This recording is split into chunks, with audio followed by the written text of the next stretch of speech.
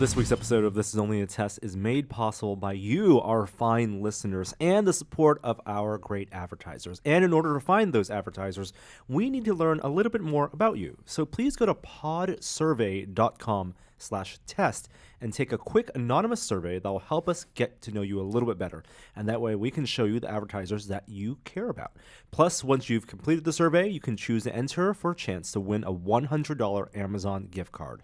Terms and conditions apply. Again, that's podsurvey.com/test, podsurvey.com/test. Thanks for your help. On with the show. Hey, let's start the show. For Thursday, March 28th, 2018, welcome to This Is Only a Test, the official podcast of Tested.com. Right.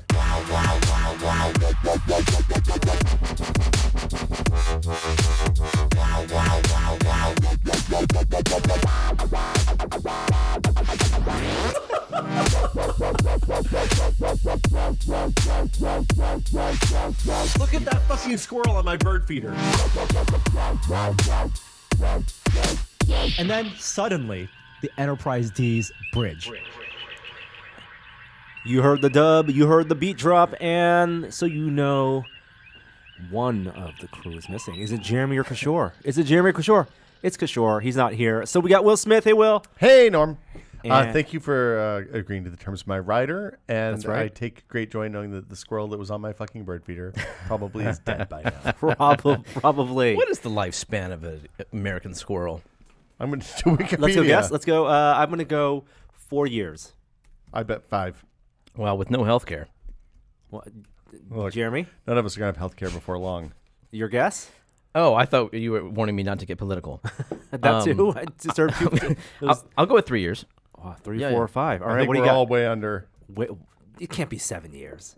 Will, are you Googling that Oh, right no. now? According to wildliferesponse.org, the life expectancy of a gray squirrel is 10 years. Oh, Wow. They're doing well. However, the average lifespan is 18 months. Jeez. So an old squirrel would be 4 years old. An estimated 15 to 25% of young squirrels survive their first year.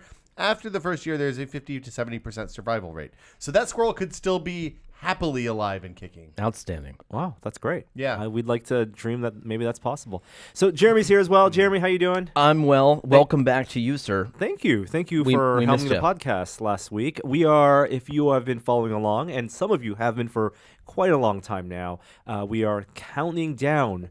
The countdown to episode 500 continues. This is, if you're keeping track, episode 493. That's a lot of episodes, This is Warren. only a test. That is a whole, I think it qualifies as a metric fuck ton of episodes, pardon my language. Although the accounting for that is kind of arbitrary because we've done marathon episodes that we've split up into 2 parts. We've done CES stuff. But for the sake of what the numbers are, that I number them every week, we are on 493. I feel like we settled all the accounting on that around episode 300. or maybe 200. I think, and then from then on, Yeah. it's It's been just pretty smooth sailing. steady. Am I sitting next to the only 2 hosts of episode number 1? Yeah. Yeah. No, was Ryan on it? Nope. I thought It was just you and me. just you and me. We just sat in that little dark corner all by ourselves in the No, basement. we did it remotely. We did? Episode 1. I did it on a Remotely? like from we weren't even in the office. Was it yet. just audio? It was just audio. It Oh. was me. I remember recording an episode at home on a crappy microphone. I think that's headset. episode 0. Because remember, we had to make a fake episode so that iTunes would honor the feed. Maybe that was it. Because I think we did the other one in the giant bomb basement. It's in not the- like we the hadn't table over there. podcasted before. The 3 of us had podcasted for years before that. So it's Well, all that's kind of true. blending in together. Yeah. Anyway, we are hoping to have some fun shenanigans as we get to episode 500, but that's still at least a month before I even have to think about planning that. Yeah. So Yeah, you need to do like a countdown, like the 500 best moments or... Oh, God. 500 best anything. Well, if you ask now, here's the thing. If you ask now, people will send them in. Yeah. And then they'll do the work for you. There you go. Here Send you in go. clips with time codes. I would love for people.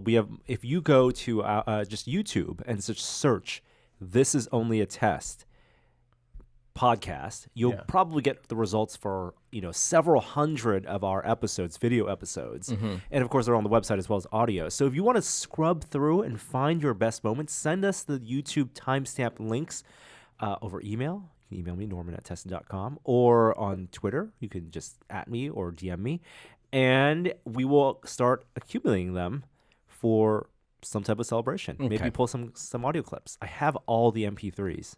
Yeah. At least all the ones since you left, Will. So They're all on the. I mean, you can just log into the server that's and true. download them. You That's have true. access. Yeah, I could do that as well. Yeah. Anyway, great episode last week. I didn't listen to it, but I presume you guys talked all about GDC. It was a great episode.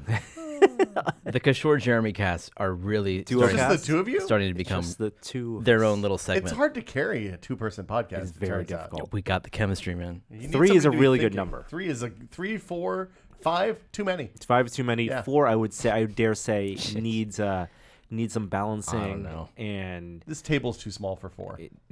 well, it might have to fit a lot more come episode 500. We'll see. boy. But you guys talked about GDC, I presume.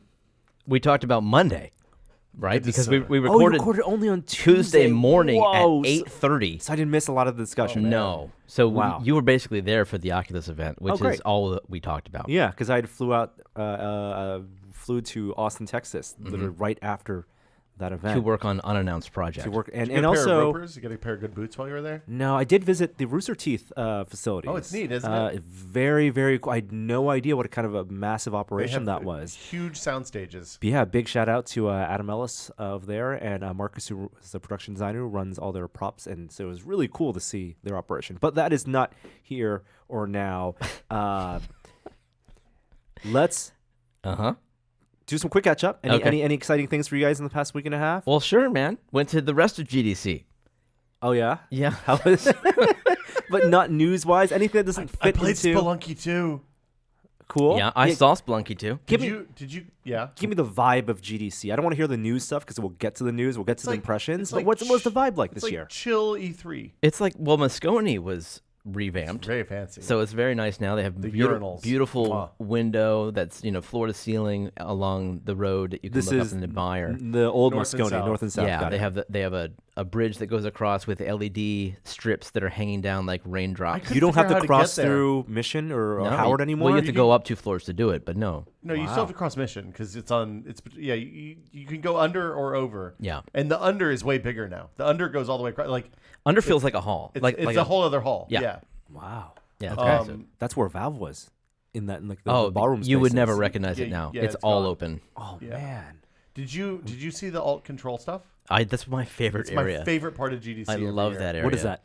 Well, it's obviously a play on Control Alt Delete. It's Alt Control GDC. Alternative controllers. Yeah, and it's a bunch of basically like they ripped like what would be at Maker Faire and ripped it and put it right into GDC. And it's a bunch of people who have made like things you would never be able to sell because they're contraptions and unique control schemes to a game that runs on this computer and this computer only. Sounds like something that would make good videos. Yeah, no, it's all. I mean, they're there every year, and it's definitely. We used to do videos there when they started because they started 6 or 7 years ago. This is the first time I saw I it. kind of remember one of the ones of like a Caterpillar thing. Like they took children's Yeah. toys and turned those into controllers. So Yeah. this year, high points for me were a thing called Hell Couch, which was basically they turned a couch into a game controller, and you had to do like the couch made you do things with lights and sound and cues, and it was very silly and very fun. There was a coal shoveling game where they had like a hand pump that would crank coal out. It was a coal shoveling game. It was a coal shoveling game. I played one made of cuckoo clocks. I saw that, but I didn't get to play it. And there's a 2-dimensional game with a bunch of birds, and you rotate the trajectory of your bird by changing the time of the clock, and then you pull the weights beneath the clock to flap. And then you have to push these things into the goal, but don't fall into the goal yourself. I also saw an LED game that was like, that guy was speaking to my heart. It was awesome. He had these tables with LEDs going straight up a column in the center of the table, but then out towards the edges, he had other strips that split into 2 towards the end, and these triangular capacitive touch surfaces so that people could stand around this table and touch it, and it would create effects, and you'd play all kinds of different games. There was a Simon Says version. There was an arcade version where you're firing. So at the other table is players. lit up by this array of. LEDs that were going crazy. If I had to take a test right now and draw a picture of what you just described, I don't think I could do it. No, I didn't draw a good mental picture, but I'm telling you, I have a video on my phone. I can share it with you. I will check that And out. it What was was a lot the of name fun. for people who want to Oh, I Google have it? no idea. Which one was it? The light one? Yeah. Cuckoo is the cuckoo clock one. I can't tell which one the light one was. I played Coal Rush is the coal game. That was really neat. It was broken a lot because that's kind of also part of the way alt control GDC works. Octopad was somebody who broke out multiple controllers to control the functions of one gamepad. Yeah. A Nintendo where one button on each gamepad. Each person controlled one And button. then they played Tetris. That sounds like something you would do. Yeah, Jim. we had that idea. Yeah. They for- do for that our at the maker show. at the Exploratorium. There's a Pac-Man that you can do. These were guys who had taken Guitar Hero. That one was really good. And they made a war game where Oh, you bounce back? You Kind had- of like Scott Pilgrim. It the is. base battle. exactly. I think that one's called Yeah. Guitar Wizards. That was cool. Here's the crazy LED table. Oh, I see now. Yeah, but I don't have the name of it on my video. Well, that's not at all what I imagine. But I got to play the Pong game that was on Kickstarter. Like The mechanical Pong. The mechanical Oh, your why was there competitor. magnetic Pong. I That should have shown a video. I- Floor tested. Look, hey man, next time go to GDC. I know. and Yeah. you can do these things. I would love to. Off in Austin, like know. gallivanting on your Eating su- barbecue. other projects. I can't remember the name of the game that I played. That was Extra Reality Codebreaker by Fleb. Was this really neat thing? It had paper puzzles and a little Codebreaker box that was all it's like a Raspberry Pi with some knobs and dials and stuff and a little screen, and you could control all these different things. It was really neat and really well done. So the thing that bums me out about all control GDCs, I wish that like somebody would set this up for the You're good. week before, so that we could hear, so that people who didn't want to pay a couple $100 for a GDC ticket Yeah. could get access to this stuff. Because it's not Because it's industry so stuff. fucking cool. Yeah. And it's not industry stuff. And it's like, the only place you're going to see it is at some weird installation art project like this. And they're not even at Maker Faire. It just feels like that. Like this, some of them are. Some of them will be. I've never seen anything from these things cross over. Well, so some of them, like this Flub guy, Yeah. I talked to them at length, and I think they said they were going to go to World Maker Faire. We're hoping. Okay. But the other thing that's interesting about that space is a lot of those games would actually translate into VR games really well. So, like the Guitar Hero one obviously wouldn't, but the Extra Reality Codebreaker totally would. You just have instead of having a little physical box, you have a little virtual box. You put your headset on, you turn your dials and all that. Anyway, the other thing I saw that was awesome was somebody turned. Do you remember the old Xbox game Steel Series Battalion? Yeah, with the controller. Yeah. Steel Battalion. Yes. With the huge controller. Well, Yep. somebody turned that into kind of a keep talking and nobody explodes co-op game. For everyone who doesn't remember, it was a mech game that was a Yeah. true simulator. And it was a slow mech game, but you could like unlock stuff and have like torso twist and all that. It had a controller with like 200 buttons on it, and you had to do stuff in the right order, or you would blow up your mech in a way that you could not get it back. Like it would delete your save file when your mech got blown up. So they made like a manual and put one person in a room where they're like the controller and they're walking a rookie pilot through fighting the first time. Yeah. So it's like it is very much a keep talking and nobody explodes situation. That's So they had visuals to accompany this. So was- one person has a manual. It's just a manual. And they're Okay. like on a headset in a dark room talking to the person on the other side. Did they use a Steel Battalion controller? They use the Steel Battalion but controller. there's no Wow. like visual game that They're they just playing Steel Battalion. Oh, God. So the framework is Oh. you have no idea how to do this thing. They put you into one of the hard missions. Oh, okay. and then- I see. And like the setup is you're the rookie pilot. You're the guy who's like, shit, all the pilots are dead, man. You got to get in the mech and save us all. but you're using the And- existing game content. and you're using the existing game content. It was I see. very silly and very fun. Wow. All right. Well, that gives me a good sampling of what it was like at GDC. Thanks, guys. Yeah, you're welcome. A lot of Shall- talks too. Shall we get to our first segment? Sure.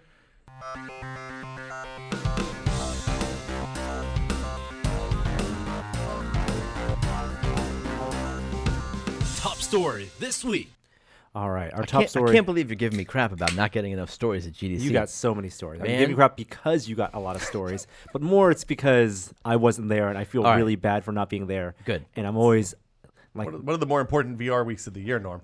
Well, it's not just VR. It's just like a lot of cool game developer and makery content in general. That's true. Yeah. So that's the curse we have. You know that scene in The Mummy where the guy at the end of the movie he's No. like trapped No, I don't and he's know that like. one. And he's in the room full of gold, and then he has to grab all the gold, but the doors are closing and the scarabs are Are you closing talking onto about the him. Tom Cruise one or the No, Brendan Fraser the one? Brendan Fraser one, and then he can't get out because he's like, oh, I gotta get it's Benny, the character. He tries to get all the gold, and then he realizes he can't get all the gold, but it's too late, and the doors close, and the sand fills up, and he dies. That's how I feel like during any convention week, smothered All right. by opportunity. Pretty dark, Norm. Yeah. Top story. This week, this Monday, we had a big event. It was the Apple event. What they build this as? I don't think I would call this one a big event. Well, anytime they have a The big Showtime event. it's show Yeah. time, show space time. Boring Right? time. Will has thoughts. Well, ahead of this event, as I'm sure you guys talked about, were some just hardware news drops. There was the new iPad Air, the new iPad Mini. Now, either of you interested in iPad Mini? No, I'm probably fine. Oh, I use an iPad Mini exclusively. Like that's my only iPad. So I've been waiting for an update, and I'm glad it supports the pencil. However, like I haven't bought one yet, so maybe I'm not that interested. So My iPad why? Air is like- This is interesting to me because there are reviews now out for this iPad Mini, and everyone says this Mini, despite the fact that it's the exact same form factor, has the exact same old design, doesn't have the new Pro design, doesn't have Face ID, still uses Touch ID, Lightning cable, headphone jack, all that jazz. These are all pros as These far are all as I'm pros, concerned, right? yeah. Despite that, people, it also is the least compromised Mini in a long time because it has the new A12. Yeah. It doesn't It's a have real the A12X, has the fast A12. Does it have a good screen now? It has a better screen, so it has the true tone, and also the pixels are closer to the glass. Oh, that's nice. So everything about it on paper, and it's cheaper, and smaller is better for some people in terms of one-handed use.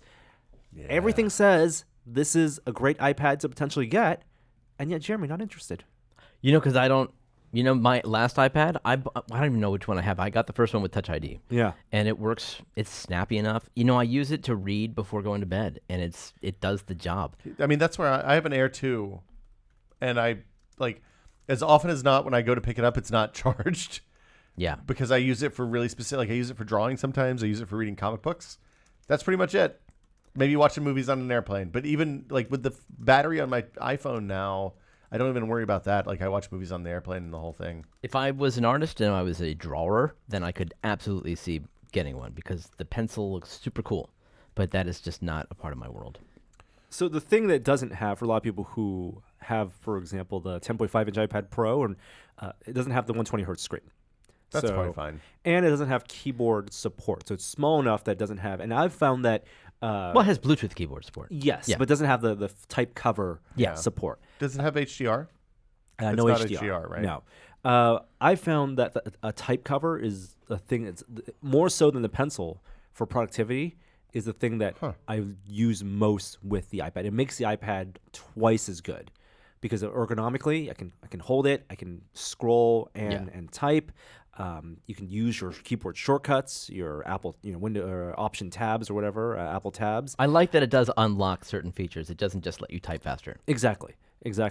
And the Mini really is more of like a travel companion computer then. Well, like, for me, the Mini is the iPad my kid uses. Like, we have one of those big, soft, Yeah. foamy cases. Throw I think you guys have one. Throw Yeah, it she out can the chuck it on window. I don't floor, it's care. fine. Yeah. Yeah. Do you do multitasking on the iPad? Do you Never. do the split screen? Literally never. I use that all the time. You have a Pro.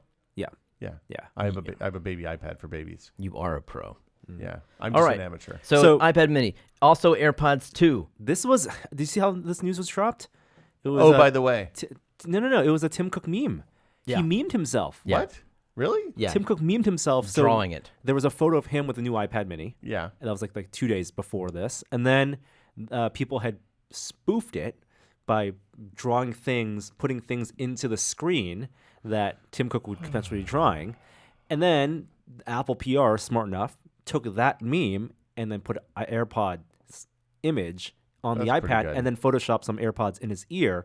And the only difference is, of course, now the AirPods case has a little light on it because it does wireless charging. Well, it also the Touch new charging. AirPods also have better battery and a Supports bunch of Hey other Siri. stuff. Yeah, so there actually Oh, it two, does? there are two Yeah. products I don't know now. if that's a good thing or a bad thing, but maybe it's a good thing. Right, there's the AirPods 2, which Yeah. looks exactly the same. No matte black. Everyone was hoping for a black color No, AirPods. no better coating, so it sticks in your ears better. Nope. It's the same external, and there's also a new case. You can buy the case separately If you already have the AirPods. if you already have Yep. the AirPods. Yep. Or you can buy the two with the How much is charging the case. I think it's $70 or $80. And is the two just $150 still? $159 I think or they whatever? raised the price a little bit. What? Yeah. The everything all in one is $199. Yeah. So it went from Wow. 170 or 160 to Nice work, yeah. Apple. No, Get that price inflation going. like imagine this 5 years ago, 3 years ago, asking someone to pay $200 for a pair of wireless headphones was extreme. Well, I mean, Was look, was silly unless you were getting real good audiophile quality you, stuff. you can get you're not getting that from the AirPods. You can get a really nice pair of wireless earphones for still $100. For under at this $100. point. Under $100. Yeah. The I mean, okay. The thing that the AirPods are, and the reason I have them is that they're really like they're the best Bluetooth headset I've ever had. In what way? The user like for experience phones. of pairing. No. I don't give a shit about pairing. I'm talking about like for making phone calls. You put one in, it works. You tap it. There's no nonsense. Notice you put one in. That's how I use it too, because the battery life has sucked on those. And so anytime I'm on a long call, if I'm on a call that's going to be over an hour, You keep one in I reserve? keep one in exactly, Yeah. and then I Funny. swap. Yeah. Oh, no. Because the case charges, Yeah. and so I hear that little tone that's like, doo-doo-doo-doo-doo. I'm like, uh-oh. Let me put the other one in, and then So I've never actually run out on mine, but my calls are always 30 minutes. the other thing is that there's a lot of radios in them. There's a radio in each of the AirPods themselves, Yeah. and there's a radio in the case. So if you have once it's paired, you don't even need the case. The case can be in your jacket pocket, and you can walk as long as you have your phone, and it's going from pod to phone as opposed to pod to case to phone. always, as soon as I take them out of my ear, they go right back in the case because I'm always afraid I'm going to lose them. Wait, that's new? That's not new. No. They that's always not do new. that. Okay. So here, the things that are new is that now they changed the chip on the inside. Previously, it had a small microprocessor. I think it was called the W1 or something, and now they changed it to the H1. That's made specifically for the Yeah. wearables, or it's reverse maybe. That's supposed to have better battery life, faster connection time, pairing time for people who didn't think that was fast enough. Well, I mean, there is a little bit of a lag when you open the case and like you see your battery and all that. And then, of course, like Jeremy said, there's now just audible Hey Siri support, so you don't have to double tap. I'm curious about the double tap function now, which previously you could have. You can bind it to whatever. You can bind it to two things, I Yeah. believe. It's either Hey Siri or music fast forward or something. music playback Yeah. controls. That has not worked great for me. That's So that works great for me. The problem I have is like often I'll put them in my ear, and the in-ear detection takes way longer than I would expect to wake up and turn them on. Same here. Same Like here. that. Like if as often as not, if the phone is ringing and I'm not expecting a call, so I don't have have them in my ears, then I have to answer the phone, by holding it up to my ear and then put the AirPod in the other ear and tap it to wake it up, which sucks. Okay, so those were the major hardware announcements that they released, and they didn't think were very important. So yeah, they and then released they them, announced a bunch of nonsense. They released them ahead of their event, and their actual event launched with the announcement of Apple News Plus. Oh, it's the first. I mean, we spent a lot of time talking about the hardware because honestly, the services stuff, I think is a little less exciting. But okay, Hey, apparently Tim Cook's been trying to steer the company towards services for the past 5 years. Well, since Steve died, the whole company's just gone to shit anyway. so there are 4 pillars of this services announcement, right? Thanks, Yes, Will. 4 pillars. 4 pillars. Let's start with what Jeremy talked about. Apple News Plus. Now, this is the fruit of an acquisition they made from a digital subscription magazine company called Texture. Oh man, Now people Texture. love magazines in 2019, don't they? It's a real booming market. Yeah, full disclosure, the three of us come from magazines. Yeah. print magazines and digital iPads. I remember when the iPad came out, and I was still at the magazine, and we had a whole company meeting. Like the bunch of people got together in a boardroom, and we were talking about like, what are we gonna do? Gonna save the company. What are we, like magazines still have a future, right? So I thought that Apple News Plus was gonna happen like that year. Right. It has been Might have so helped. long. It's been 8 years. 9. 9 years since the iPad came out. So Yeah. Texture, you may not have heard of it, but you may have heard its previous iteration. We actually have covered before in testing. It was called Next Issue. Do you remember this? Yeah. Next Issue was a company that they had an app, and you paid a subscription service to get a buffet of magazines, Yeah. and they would work with publishers like Wall Street Journal, like Condé Nast, and process and format their publications for optimal tablet reading. So it was on all the different platforms. It changed their name to Texture. Apple bought them, and essentially the experience is the same. The existing relationships, but some of the revenue split, whatever. Who knows? Some of the publishers might be getting a little less money. You're going to pay this flat fee of $10 a month. You can share with your family, and you get access to things like Nat Geo. You get access to not all the things like Wall Street Journal, partial. You can like they're not pay very for more, clear. right? Where Yeah, where it's gonna be a selection. cable. Yeah. Exactly. It's like the basic, the light versions of some of these publications.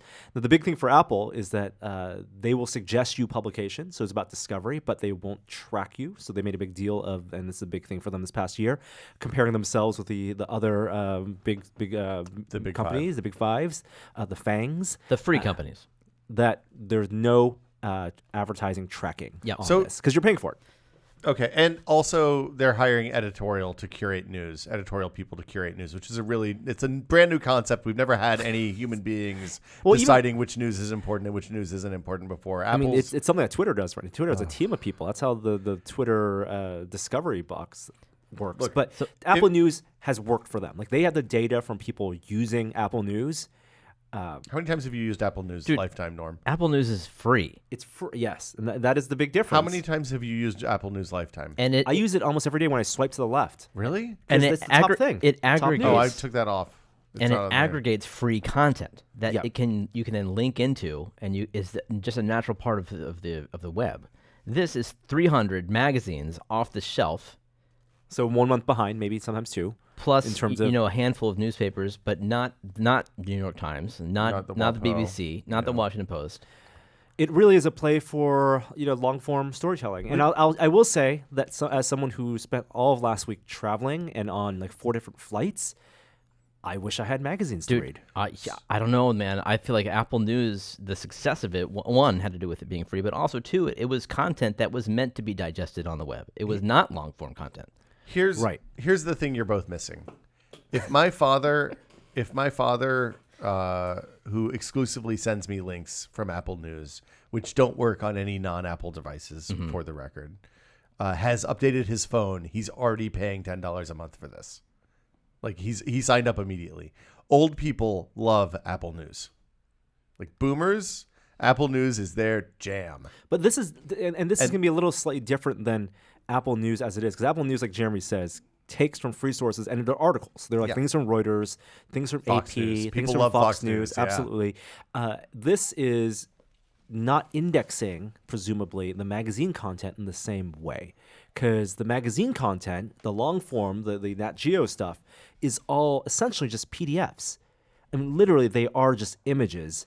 And to the point where it's a service available now. You can subscribe to Apple Plus and get that first month free. People have found that the PDFs aren't even encrypted. People are pirating these magazines off of Apple News Plus since yesterday. It's not a look, they're not in the privacy, in the protecting the content business. They're in the making it accessible. Making it accessible and getting that big rev share. Yeah, when you're they're saying, hey, here's your bet, National Geo. You're going to get more revenue from us on a percentage split of this sharing service than you will on Being on newsstands. No, on ads on your website. Oh, trying to do your own subscription. If you're your own trying paywall. to do, you're not going to get a paywall to work because it's too late for that probably. Are the And ads stripped from the magazines? Not the visual ads. Yeah, the visual ads aren't, but like they're saying is, hey, you're going to get rate based on the ads. We'll pay you a little bit of money, and also, we're going to give you access to the X million of people that use this every single day. A little bit which is behind a the lot. curtain. I don't think that the publishers are sharing the ad revenues of things they've already sold. I'm sure They're that sharing the ads the- in the magazine don't count. So, like, Apple doesn't get part of that. I'm just going to use the Nat Geo example or whatever, right? Like, if you go read the Nat Geo copy on News Plus, you get essentially the PDF version of that exact issue, Yeah. ads and all. Nat Geo is making money on those ads. It's interesting that they're not presenting it better. So this really is free content that they're just repackaging. Not free. I mean, it you otherwise would for have. $10, you're getting 300 magazines. The rev share on these things is like 50% to Apple. These publications are getting pennies. Like, They're getting pennies. So here- nothing. But it's about distribution, so they can say It's all so- about. yeah. It's basically free, is what I'm It's saying. So it's circulation. just to get. They're increasing the number of eyeballs. So Yeah, so exactly. So magazine business. This is something a lot of people probably don't know, but magazines make money one of three ways. They sell ads. They sell magazines to subscribers, to people who say, "Hey, I'll pay you X number of dollars to get X number of issues." And then they also sell magazines on the newsstand. Yeah. Some brands don't do one of those pillars or two of those pillars. So like Cooks Illustrated doesn't do advertising. So there's no ads there. It's just newsstand and subscriptions. Yeah. At Maximum PC and PC Gamer, we did all three, and we were strongly leaning toward revenue on newsstand, revenue from advertising, and then the subscribers basically paid nothing so that we could say, hey, advertisers, we have X 100,000 people buying this magazine every month, and if you buy an ad in here, this many people will see it, and it'll get passed along to this many people. And that's yada, what this yada, is. yada. And this is giving them massively expanded reach at very, very, very little circulation cost. Right. So the question When we looked at circulation, the question was, how much money do we have to spend to get to the number that we want to have for the advertisers? Yeah. And if this counts for the advertisers, it's a huge win, even if the magazine publishers get nothing. So if they can increase their rate base, I go back to the question of how then transparent is Apple going to be with these publishers to share data?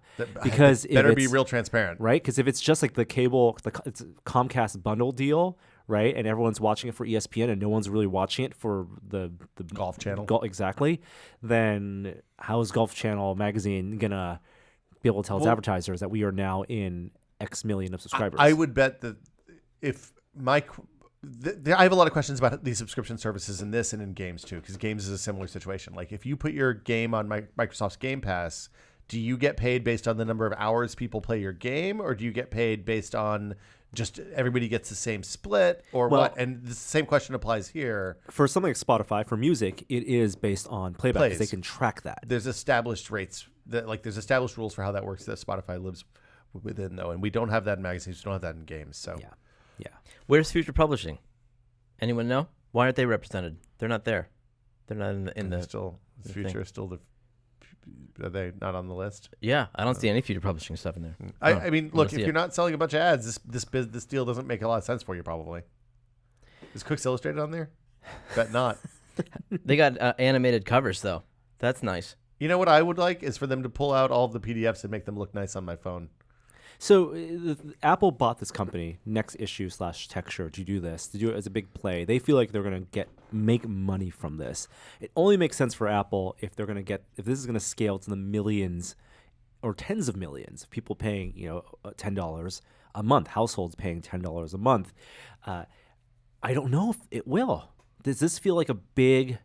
I think the value proposition is there, especially if there's good integration on iPads and good integration on iOS devices, which a lot of people do have. I think it'll probably be more streamlined than your downloading of the Texture app, the Next Issue app, and running that. It might be built into the UI or the OS as you swipe left, right, as a widget. But people just aren't accustomed to paying that $10 for. I think people who subscribe to Nat Geo or Wired like the physical copy. You really are overestimating how hard it is to take money from boomers. Sign up and say, "Hey guys, No, look, come on. we got your Rob report, we got your Yacht Weekly, we've got Scary Immigrants Are Coming to Our Country. All of these magazines and more are available to you for only $9.99 a month." These are also People are the gonna same sign right people. up. These are also the same generation that call us to hook up their modem. Yeah. So I'm not sure that They can work a credit card, Jeremy. they like the tangibility of the magazine and flipping through it. Everyone does. That is clearly the better technology for reading a magazine. And not only that, it's having the I don't stack get of any magazines, anymore. right? The stacks of That doesn't scare the boomers. No, exactly. Yeah. That's exactly it. And that's the easier way for them to remember what they read. That's Pick true. up a cover. That's This true. issue, I read like 4 good This is articles. the most ageist episode we've ever done. I'm All right, glad to be here sold. for it. Apple So- Card, who's in? All right, Nope. second big pillar of news: credit card from Apple. They did it with Goldman Sachs. Boring. Now, let's say what the news It's is. titanium. I don't fucking care. Apple is now like many other companies, like your airlines, like your clothing companies. No, they it's have not like that, actually. 'Cause their those are own- secured by Visa and MasterCard. This one is MasterCard. Oh, it is? It is MasterCard. Oh, I missed that. Yeah, so Apple Pay always has been. So this is a partner with Goldman Sachs and MasterCard to do their own credit card. Now, the difference between this credit card and what you normally buy through your bank, for example, is the card is optional. The physical card is optional. The titanium card. Oh, so you can't use it in retail locations. Well, great. if you want the physical card, they will give you one, but Okay. they really want you to use Apple Pay. I would love pay. to So use. it's- I love Apple Pay. You want to use Apple Pay because you get more money back. I love Apple Pay because it's very convenient and it's fast, and I don't have to take my wallet And out. now it's in Target. So Yeah. big deal. Or Walgreens. It's been always in And if you Walgreens. hook it up, Walgreens was early. if you hook it up with Apple Card, you get 2% back on that I purchase. already have a better deal with that with my current bank. I'm fine. I'm just saying, if you like using Apple Pay, I don't like that it doesn't have a fucking number, so I can't use it on a it non-Apple does have a number. device. This It does is the have a thing. number. It's in your phone though. The number, you have a number, a 16-digit number, and if you get a physical card, you will have a 16-digit number. No, not on the card. Not on the card. It's in your app. Sure, it's in your app. Yeah. The code, the CVV? CCV, CVV, whatever, the 3-digit, 4-digit code Yeah. that you usually type in. 6969. That code, which normally is attached and printed on your card as a security measure, Yeah. that gets cycled and encrypted locally on your phone. So Oh, that's so you why have it's a more one- secure. It's That's what- it's titanium. Now, the people will. I don't think that's the thing that will get people to adopt this. I think the thing that will get people to adopt this is the no fees plus the reward structure. People buy credit cards. There are entire websites about how to maximize the benefits you get from credit cards. Yeah. Right. And there are a lot of crazy benefits from flight miles to hotels to cash back and insurance. Yeah. This card does very no fee, 3 simple benefits. Right. It is 1% cash back. Yeah.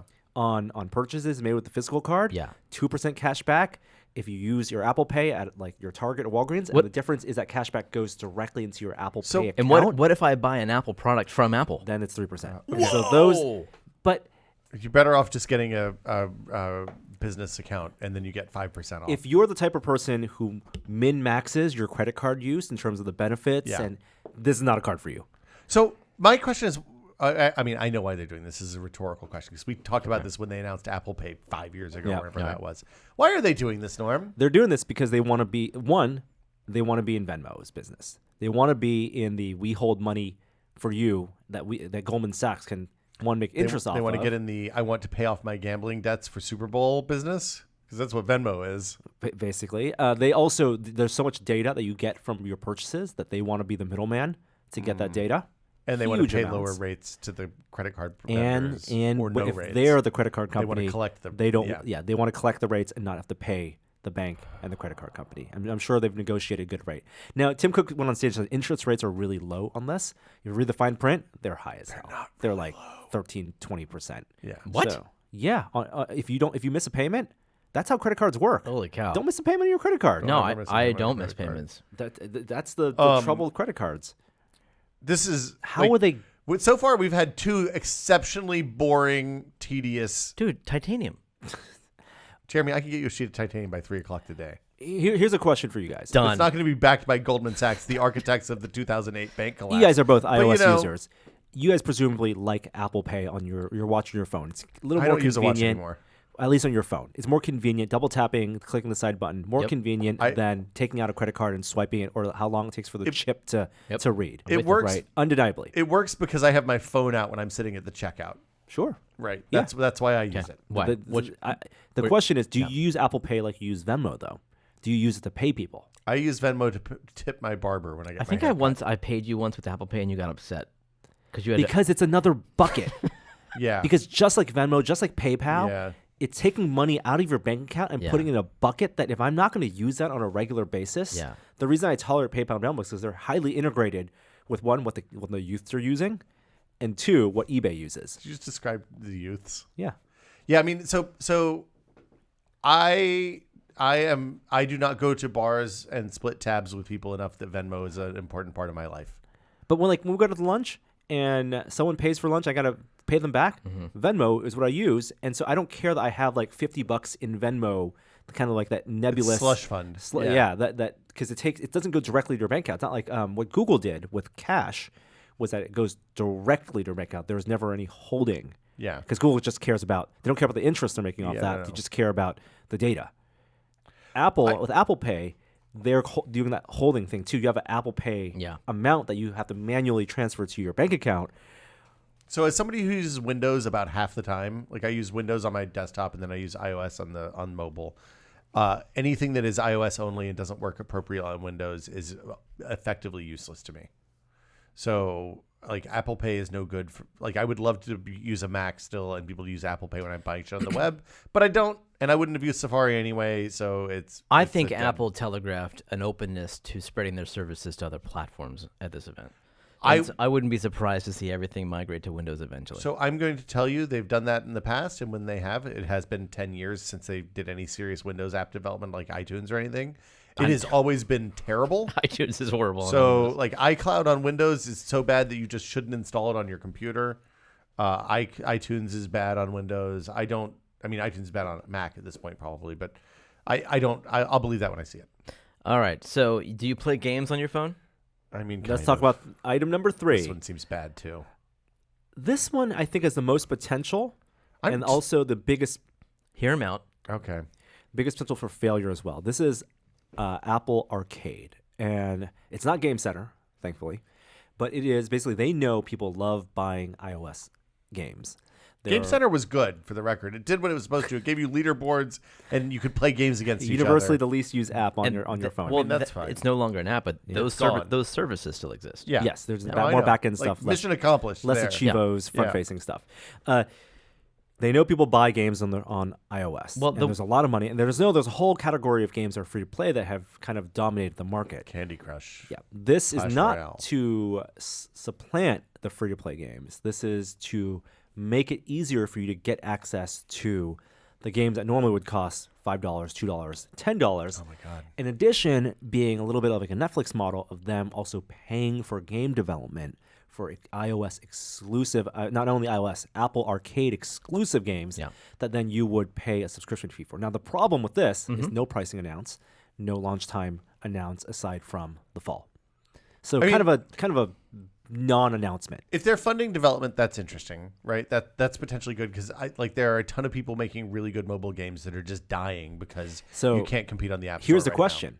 On the iOS market, when you're talking about a giant marketplace, do people care, other than a developer like Nintendo and Mario Run making like mainstream news, do people care about paid games from Ngimoko, from the Temple Run folks who already just do free to play stuff? Like, is that going to be a selling point? I mean, I think that yes, I think they do care. If you look at like stuff like starting with Doodle Jump and going forward to like the stuff that Zach Gage makes, like Type Shift and Ridiculous Fishing and all of these interesting, like there's a problem.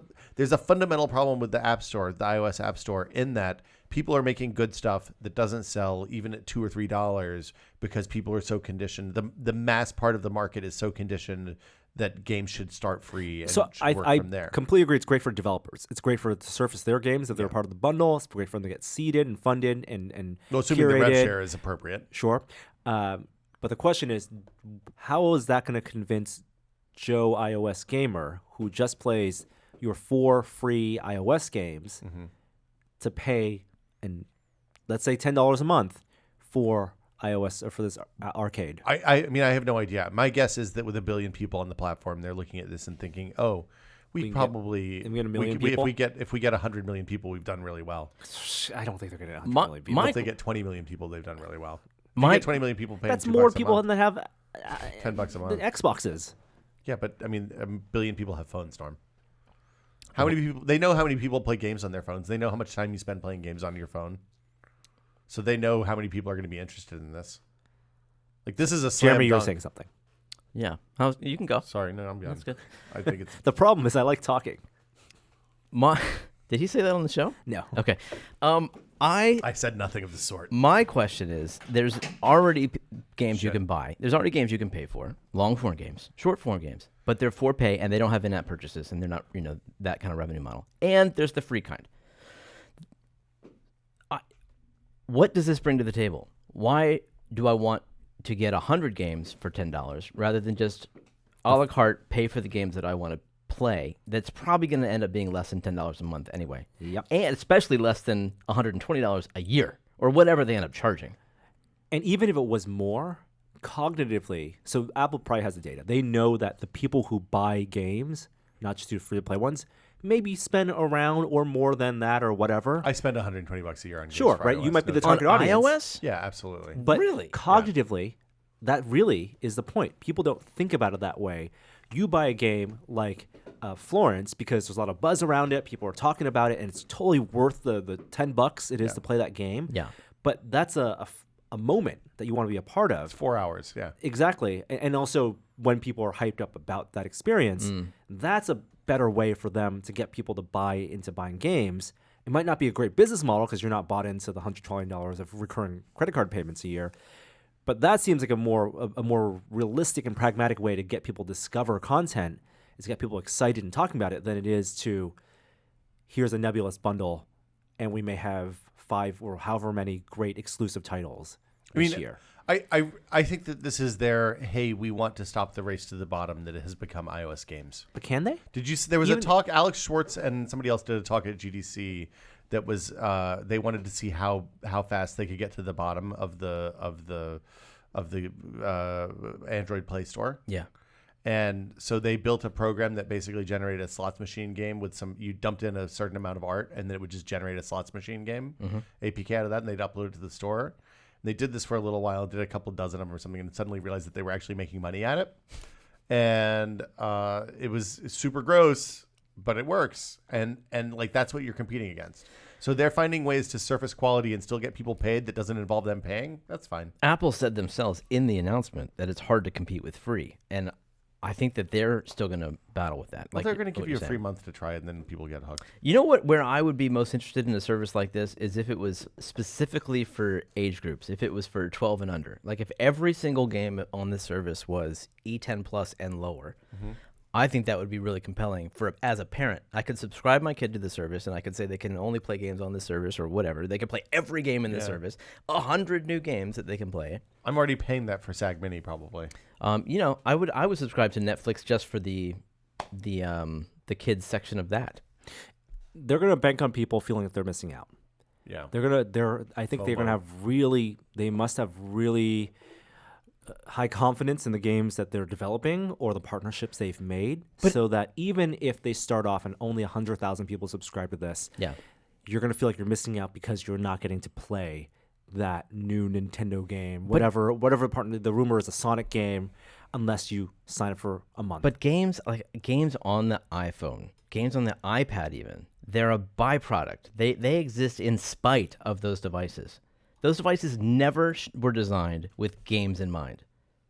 And Steve Jobs never intended to make games. But games have worked. There There have been great games that have worked really well. Because there's so many people that own them. There are some games that have worked really well. Doodle Jump, Angry Birds. There are games that have embraced the interface and I made think they've games out of changed them. what it means to play a game on those phones. A lot of these things could be like narrative experiences that are less twitchy and less Or puzzle less, games. or puzzle word games. Exactly. Or, Right. Do you do the crossword every day? I've done the crossword every day for 15 years, right? That's a game. That counts. That The it New works York Times perfectly on my crossword. phone. Yeah. I think we'll see less of things that are more traditionally. They're not going to compete with here's our Angry Birds clone, or here's what it is going to be a traditional game, or something that competes with Switch or Xbox. I think they're going to play to the strengths of their hardware, and give you hopefully entertaining experiences. Well, that's as it always has been on iOS. Ideally, Should be. ideally, yes, Yeah. yes. The best and most noteworthy games like what's that one with the Fortnite. Monument Valley, Yeah. have been untraditional games that take advantage of the platform. Yeah. Yeah, I still feel like they exist in spite of the interfaces. And if this it makes a lot more sense on a game console, on a console that has a gamepad and is expressly made for playing games, to have a game subscription service to go along with that. Yeah, I think you are dramatically underestimating the casual market as it exists on the. Well, I think iOS. Does the Perception- casual market want to play these long form, intensely I don't think we're talking well-designed about games? long form, intensely well designed games. I think we're talking about stuff like Type Shift. ridiculous fishing, like little arcadey moment to moment. Hey, Yeah. I have 5 minutes to kill. I think that's what people. I mean, look, we don't know. I think the casual players are happy to play those for free and have them be ad supported. I think there will be a disconnect between the people who want to play those games and the people who are willing to pay some monthly fee. I for don't them. think the ad-supported business is very good. Oh. That's the other Well, thing. Apple could also flex their arms and make it tougher for those businesses to work. I mean, I think. Look, if Apple was going to do one thing to make iOS better, it would be to improve the overall quality of content in the iOS ecosystem. We are still in the top story. I know, and we're only through 3. This is all boring, terrible stuff. Okay, here Let's goes. go through the it fourth fast. pillar. All right. The last one. It's the video. It's TV shows. The thing that I think anchored this whole thing. They have their Netflix competitor. No, well, so let's hear all the details. When's it coming out? What does it cost? What's going to be on it? What kind of content is there, Norm? Who knows? What? To be determined. To be yet Sounds to be like a announced. great keynote so far. So it's split between two products. One's called TV channels, and this is just kind of a rebrand of their existing TV app. Yeah. It basically takes all your a la carte subscriptions that you could have been doing on Apple TV and iOS, like HBO, Showtime, Stars, and now puts them under one interface, and it is. Don't we already have that with the TV app? Yes. Yeah, it's basically a rebrand and was a new UI. Very Sounds great. confusing to see them pitch this and everything I already had. It's the exact same thing. Well, not everybody buys into the TV app. It's true. So that's called TV channels. But then Steven Spielberg. But then here's a trailer with Steven Spielberg. And then look, Steven Spielberg also comes on stage. TV Plus. Apple TV Plus. Okay. Is it a new Apple TV box? No. Is it They TV actually that's better They in some rebranded way? the old Apple TV box. Now it's Apple TV HD. It's a service. Everything is a service. Okay, what does the service do? Will it change the oil in my car? If I have a chip in my windshield, will it fix that? Does it do dry cleaning for me? Will it watch the TV and summarize it for me so I don't have to? Nope. Functionality, feature-wise, it is content you press play and you watch. But the type of content and the people they've partnered with could be interesting. So, For we got example? Steven Spielberg, who Okay. has been anti-Netflix, He's a but big- now a big shareholder in Apple, as I understand the it. pocket of Big Apple. Yeah. Do you Interesting. remember Amazing Stories? Yeah. He's redoing it. He's doing I've it heard again. I've heard that. He's It's back. TV. Like He's not 3 doing years movies. So everyone has their genre anthology series, and I guess Steven Spielberg has his. Well, David Fincher just had his, so he's due, I guess. Yeah, Jordan Peele has Twilight Zone coming Yeah. up, which you can then Pretty excited subscribe about to that. CBS All Access as a part of Apple TV channels. Whatever. Let's list some of the celebrities. Oprah's gonna have a show. Kumail's gonna have a show. Oprah's got 2 documentaries. Two documentaries. Aquaman's got a show. Jason Momoa, Chris Evans got a show. Jennifer Aniston, Steve Carell. These Reese all seem like Witherspoon. people who used to be a lot bigger than they are right now. Those 3 people are on the same show, though. Oh, it's a morning show. Yeah. Behind the scenes It's of like a a morning podcast is what you're show. saying. Nah, I don't So think Apple TV yeah. is inventing podcasts They're on spending TV. a lot of money to make TV shows. And what I think is interesting about this is that unlike Amazon, HBO, Netflix, they don't appear to have a back catalog of movies and successful series that No. that is like the foundation. Maybe there's something there that just quantity you would pay for to have access to. Huh. They just have these lines of new exclusive original content. It's like, would you subscribe to HBO if it was just Game of Thrones, The Sopranos, and No, Westworld? Probably not. I'm probably okay. I don't know, because that's really all I'm watching on HBO. But it doesn't seem like it has the same value add. I'll be curious to see if there is any additional content. Like Disney's going to offer their service, but of course they've got their decades Yeah, like if they treasure put, trove look, of Disney channels. I would pay for access to all of the Disney shorts from the 40s, 50s, and 60s. Yeah. Right, like that's $10 a month for me. My question is what was the exciting thing here? Well, there's nothing Hey, you specific. can get a new credit card. Of the whole announcement? Or Yeah. just Apple Plus? Was there Like anything Apple TV exciting here? Plus? Did people seem enthused? Look, on all honesty, the Oprah stuff looks really good. Okay. Yeah, you should watch her part. She gets up at the end. She's the one more thing. Like Tim Cook was wrapping up the whole event. He says we have one more person, and it went black, and it was like this whole text intro. Oprah's show's been off the air for 10 years now. Less than that, right? I don't know. Seems like a long but she's time. not. She is interested in doing interviews, but it doesn't sound like she's going to be doing the same kind of show. But the 2 documentaries she has in the works are about workplace inequalities and depression and anxiety. And So I should sign up for this for a month, watch a bunch of shit, and then turn it off. they look really good. Like she's taken some interesting stances on some issues. But you're right. I don't know. Did they talk about the Mac keyboard sucking still? Okay. Yeah. No, didn't get into that. All right. Should we move What else on? we got? Can we go? Please. Yeah.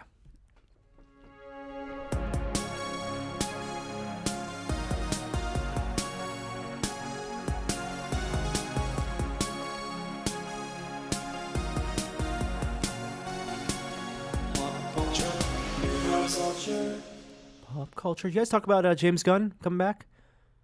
I don't know, man. James Gunn's coming back to Guardians of the Galaxy 3. It's very exciting. He's going to do after Suicide Squad 2, which is a reboot of that series as well. There you go. There Very you good. go. The Suicide Squad, first of all. And that's a It's the reboot. Ryan Davis reboot. And Guardians 3, presumably his old script. Probably won't see that for a couple of years. I think. It's phase 6 now. Yeah, We pushed it back a little bit. the second era. We're all very excited about that.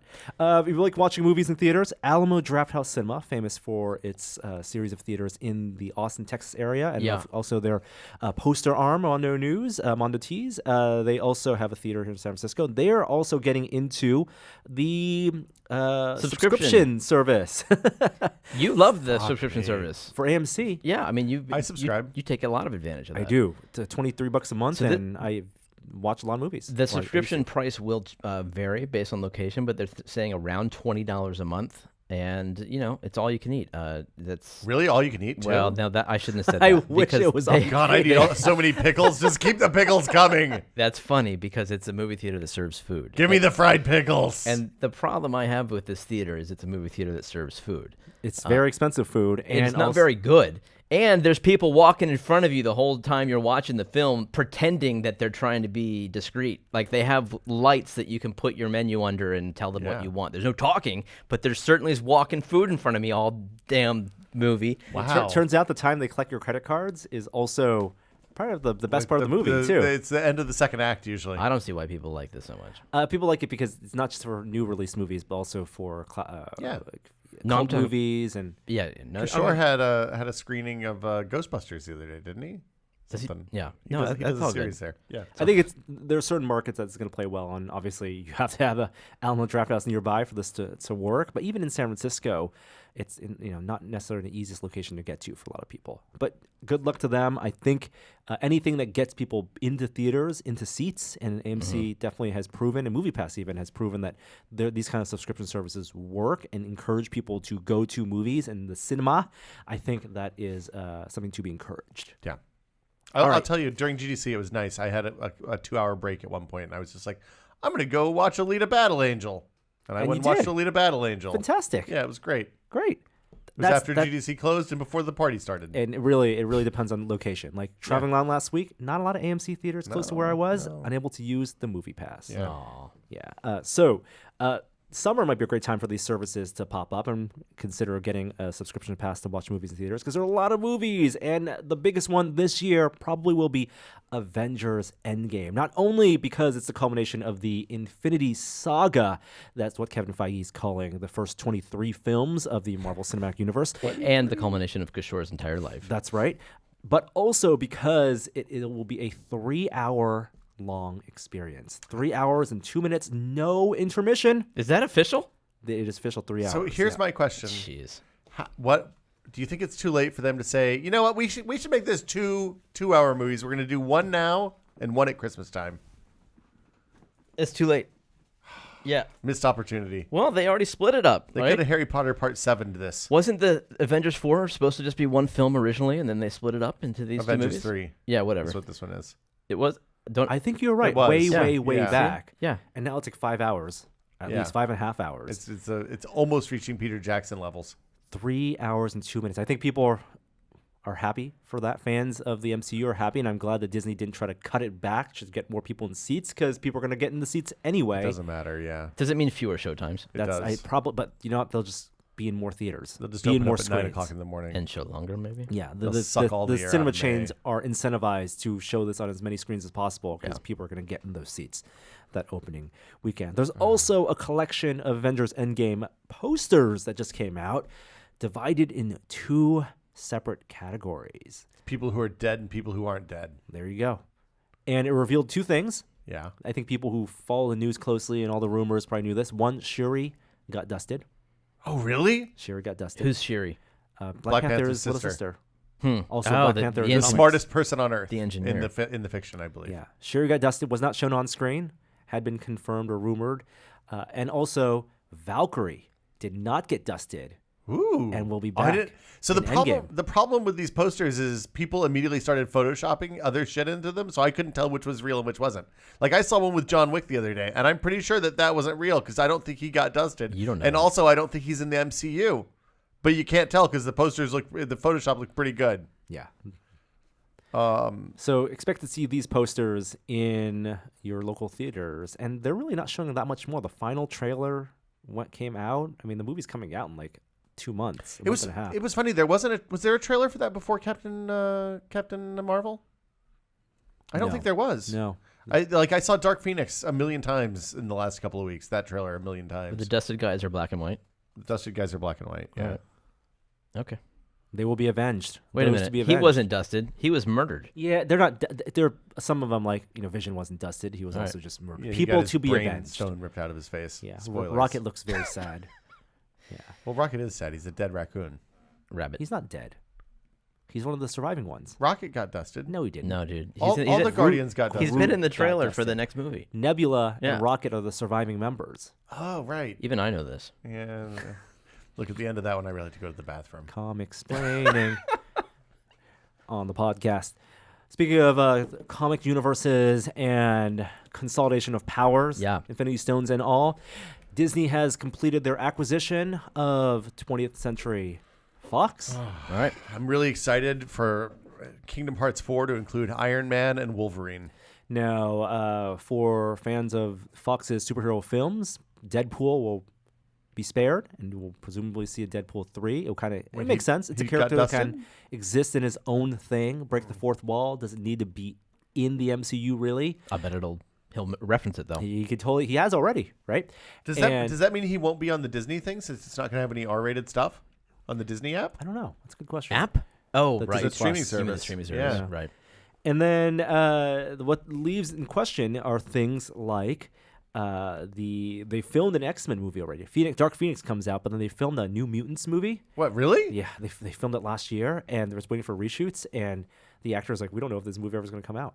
Disney might just say, let's just scrap it. Yeah. They spent a bunch of money They filming spent a couple $100 million making a movie that they're going to just Well, leave? probably not that much. Probably spent like $50 million. Probably there was another like $70 million in post-production. They haven't done any of the marketing for it, but they could have just write it off. I mean, they spent billions buying Fox, so who knows, right? New movies, trailers. You got Once Upon a Time in Hollywood. This is Quentin Tarantino's 9th film. How many is he contracted to do? Do you I know? don't think he's contracted to He his- just keeps making movies. That's it. It's like when he wants. When he he dies. wants, yes. He's going to make movies until he dies. But the marketing He is such. has said that's it. Like he said after Kill Bill, like I wasn't going to do anymore. Yeah, but then he couldn't. he can't. Inglourious He has Bastards. to keep making. I love Inglorious Bastards. Yeah, it's really good. That one, this is, of course, related to the Manson family murders, Sharon Tate. Oh, really? Although, yeah. This is a real story? Well, I bet it will be tangential. We don't know, right? They don't even show any of that in the trailer. But what's her name? Harley Quinn, I, Tonya. Yeah, right. The Australian woman. Oh, my God. 10%. Yeah, Parent she's brain. got blonde hair. Yeah, we all know who you She mean. plays Sharon Tate. Mhm. Leonardo DiCaprio is in it. Oh, my God. Why don't... I'll look it up for you now. I Brad think- Pitt is also in it. I think I did a good job describing her. How many blonde people could there be in Australia? This is bad. This is bad. The Harley Quinn actress is Margot Robbie. Margot that's it. Robbie. That's Thank it. you. Thank That's you. She's very talented. She has her own poster for this. The posters are not great. So Bruce Lee's in the trailer. The trailer's great, man. Quentin can cut a trailer. Did he cut it? I don't know if he cuts his trailers. Oh, dude, I would. bet he does. I would bet anything he does. Yeah, I'm always down for a new Quentin Tarantino movie. I don't know. We'll see. Okay. This one didn't grab me. You'll be at some convention looking for 2 hours to kill. Yeah. And you'll go watch it. This Brad is the Pitt first. does not play Robert Redford. Okay, that's Just wanted good. to clear that up. That's good. That poster looked real photoshopped. Yeah. You watch the trailer? I don't really watch Watch the trailers. trailer. If I, don't, I think if this they're is not a in the movie that theater. I don't need to watch any more trailers for. I'm Yeah. good. I mean, I'm Right, good. I'm That's- sold. That's a I'm good gonna watch strategy. Bill and Ted 3 announced they're shooting Excellent. coming out next year. Directed by Quentin Tarantino. No. Alex Winter, Keanu Reeves posted a video showing their excitement. Keanu Reeves could not be more in opposition of his character, in contrast to his character in John Wick. You're talking about? Oh yeah, sure. Right? He is So Ted? I don't know. Yeah, Ted Theodore Logan. Yeah, there we go. Ted Theodore Logan, Bill S. Preston Esquire. Esquire. That's right. I can't share this, and I apologize, but a friend of a friend was on a flight that had to make an emergency landing from LAX to someplace, and they landed in the middle of nowhere, and Keanu was on the flight, so everybody took pictures with Keanu at the Blimpies Oh, no. while they were waiting for the next plane to come to take them away from Kansas or wherever they Well, were. apparently he's a super nice dude. He seemed to, yeah, the report was very chill, likes a sub. Poor guy. He doesn't look unhappy. All right. I want Keanu to be happy, Jeremy, more than anybody else. I do too, so don't ask him to stand in Olympias and take a photo with the whole plane. Well, I think they were hanging out. I think they didn't have a whole Okay. lot of choice, was the story, as I was told. Are you excited for Bill and Ted 3? I mean, Bill and Ted 1 was You know, great. Bill and Ted 2. You think they're gonna Yeah, that's kind of how I feel. they're gonna CGI Rufus? Oh, no. I hope Please not. don't do that. I mean, I hope they pay him respect. I hope they like cast Meryl Streep as Rufus reincarnated or something really silly. I love their fake version. I mean, it was such a early '90s, late '80s like fake utopia parody, almost in like Demolition Man, like Yeah. their fake future. yeah. And I hope they really embrace that visual style. Like they exist in a parallel universe, right? Where yeah. like it's a time travel movie. Where hair And- metal never died. Did they go in And- the future in the second one? Yeah, Yes. a little bit. Yeah, it God, I started remember off that. with Rufus teaching class Yeah. and then being attacked. I have to assume that if it is old Bill and Ted in our timeline, something went really wrong with the Wild Stallion somewhere along the way. Right? In other casting news, William Sadler, who played Death Yeah. in Bill and Ted 2, Yeah. is coming back. Oh, that's good. Okay. So Death will be a character. I'm curious to see if they can embody those characters anymore. We'll see. I believe in Keanu. But the other guy less so. Maybe let us kill him off in the first 2 minutes. Okay. All right. One last bit of pop culture news, but this is going to be a little bit of a longer discussion. People have tweeted at us. They've said you have to watch this. We're, of course, talking about Love, Death, and Robots, the anthology series on Netflix produced by David Fincher and Tim Miller. And Will and I have seen all of it. I watched 2 of them. Which two did you watch? Yeah, and then I said the first 2. Which two? And then you said, "What 2 is that?" And I was informed that everybody got a different shuffling of the series. There were, I think, 4 different layouts, and you got them. They said randomly, so not based on your preferences. But I don't know if I believe that. I think it's random. I mean, there are 18 of these shorts, Yes. and for Netflix, what they want to do is get people to watch all 18. So obviously, it's tough if you watch one and aren't into it for you to care about jumping to the bottom and seeing the rest. Because I do think, at least in the order I watched, the better ones were in the second half of the 18. And the first ones that I watched were the far and away to the point that had people not said, "Hey, you should watch these," I would have turned it off after watching the first 2. So it's completely within. It makes it tough to talk about them, but also maybe we just kind of know we can describe the episodes. I would say there are 5 that are really good, and All the right. animation's really like across the board. The animation's really interesting, but I they're would all say. different teams. They're all different teams. It's an anthology, so it's different styles of animation. It is. Imagine David Fincher said, "Hey, I want to remake heavy metal, but I can't get the heavy metal license." That is what I and literally, that's what he did. It is literally what happened. That is what happened. Yes. They were originally developing this anthology series to be a revival of heavy metal, the magazine. Yes. And they couldn't. The rights didn't work out, so Netflix bought it up, and it's called Love, Death, and Robots. Tim Miller, of course, owns and runs Blur Studios, the animation company, effects company. They did all the effects work for Deadpool 1, and that's why Tim Miller directed Deadpool 1. And the effects, the test footage came out of that. So there's some photoreal stuff. There's some stylized stuff.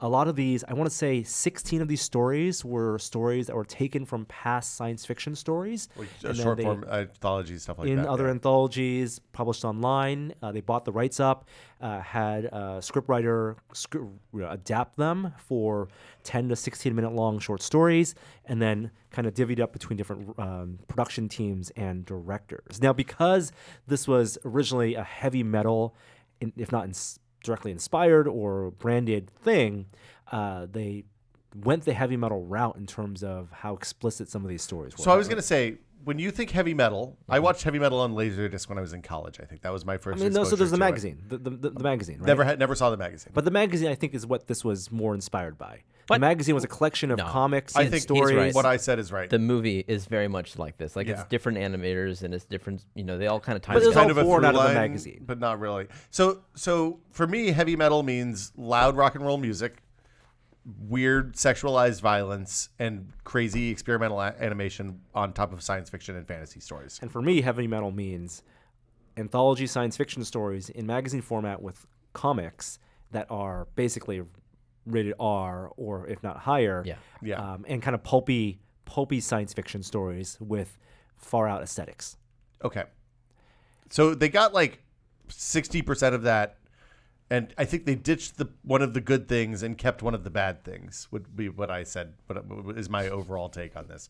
So they kept the creepy sexualized violence, and they got rid of the loud rock and roll music, which was kind of a bummer because that was a cool part of the whole thing. Anyway, which ones did you like, Norm? Well, if you haven't seen them, Yeah. we're not going to go through every single episode in spoilerific detail, but I do want to call out some notable episodes. Yeah. You saw the ones we talked. Sunny's Edge was my Sunny's first. Edge was the first one. I presumably that was the first one. The two I don't know. monsters fighting each other. Yes. Dogfights, yeah. Dogfights with genetically engineered Like creatures. mind control stuff. Yeah. I thought that was one of the worst ones. Yeah. No, that's right. Okay, I'm with you. The first I think the two, animation was really interesting. Like, it was a really interesting animation style. It's a good science fiction story, and then they fucked it up with a bunch of weird stuff at the end. Yes. I didn't even think the animation was that great. I thought the humans was deep in the uncanny valley. I thought the creature stuff was good, but it was all fell into like video game cinematic territory, which a lot of these do fall into that. And the big idea story they had at the end was fine. The big twist. The big twist. There are two of them, but not enough to carry the whole story. I felt like the animation was forgivable because, and I didn't like it any more than you guys did, but I felt like the style, while it had that uncanny thing, it was forgivable because you don't get movie quality CG on a TV series like this on their budget. Well, Like, I thought that the setting, like, I thought the weird cyberpunk universe was really interesting. Like, I want more of that universe, but yeah. Anyway, So there are, because you haven't seen, there are animation styles and there are photorealistic styles later on in the series that I think far surpass that's true. this one okay. on these budgets. So it's a reason to watch it to appreciate some of the technical achievements. Just as a showcase for novel animation, this is the most interesting thing I've seen in years. Yeah. Like, it's really, really neat. Three Robots. That was my second one. The Robots was the John Scalzi one, so we're all in the same order. I didn't like that one very much either. Oh, I thought that one was really funny and clever. I mean, maybe it was.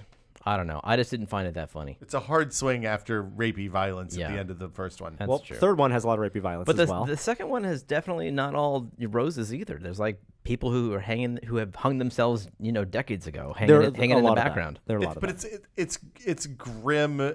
I found it to be very darkly funny, like darkly comedic, and I loved the interplay between the three different robots. Like the design of those three robots was great. There was like the TARS, STARS, Interstellar style robot. There was the little baby monitor robot, and then there was like the normal murder, death, kill humanoid robot. I thought it was really good. I really enjoyed it. The Witness is the third one. This one's kind of not be a watched by anyone. It was terrible. Ouroboros. I mean, the visual style I thought was fantastic in this one. Not just- photoreal. It's like weird rotoscopes with some distortion. And I stuff like the that look of it, overlaid but the Yeah. story I thought was meh, and of course a lot of that kind of violence, unnecessary, gratuitous, not only nudity but sexual violence in this one I thought was unnecessary. Suits was one of my favorites. I thought Fourth Suits one. was amazing. This is, I'll describe it to you, Jeremy, so I'm going to pitch it to you to curate a list of ones you should watch. This one, not photoreal, more of a really painterly style, but the story is basically a quiet place with Pacific Rim. Farmers. I was who going to say defend StarCraft themselves- 2 opening cutscene. Farmers or StarCraft 1 opening who cutscene. defend themselves against insect invaders Yeah. in mechs that they've built.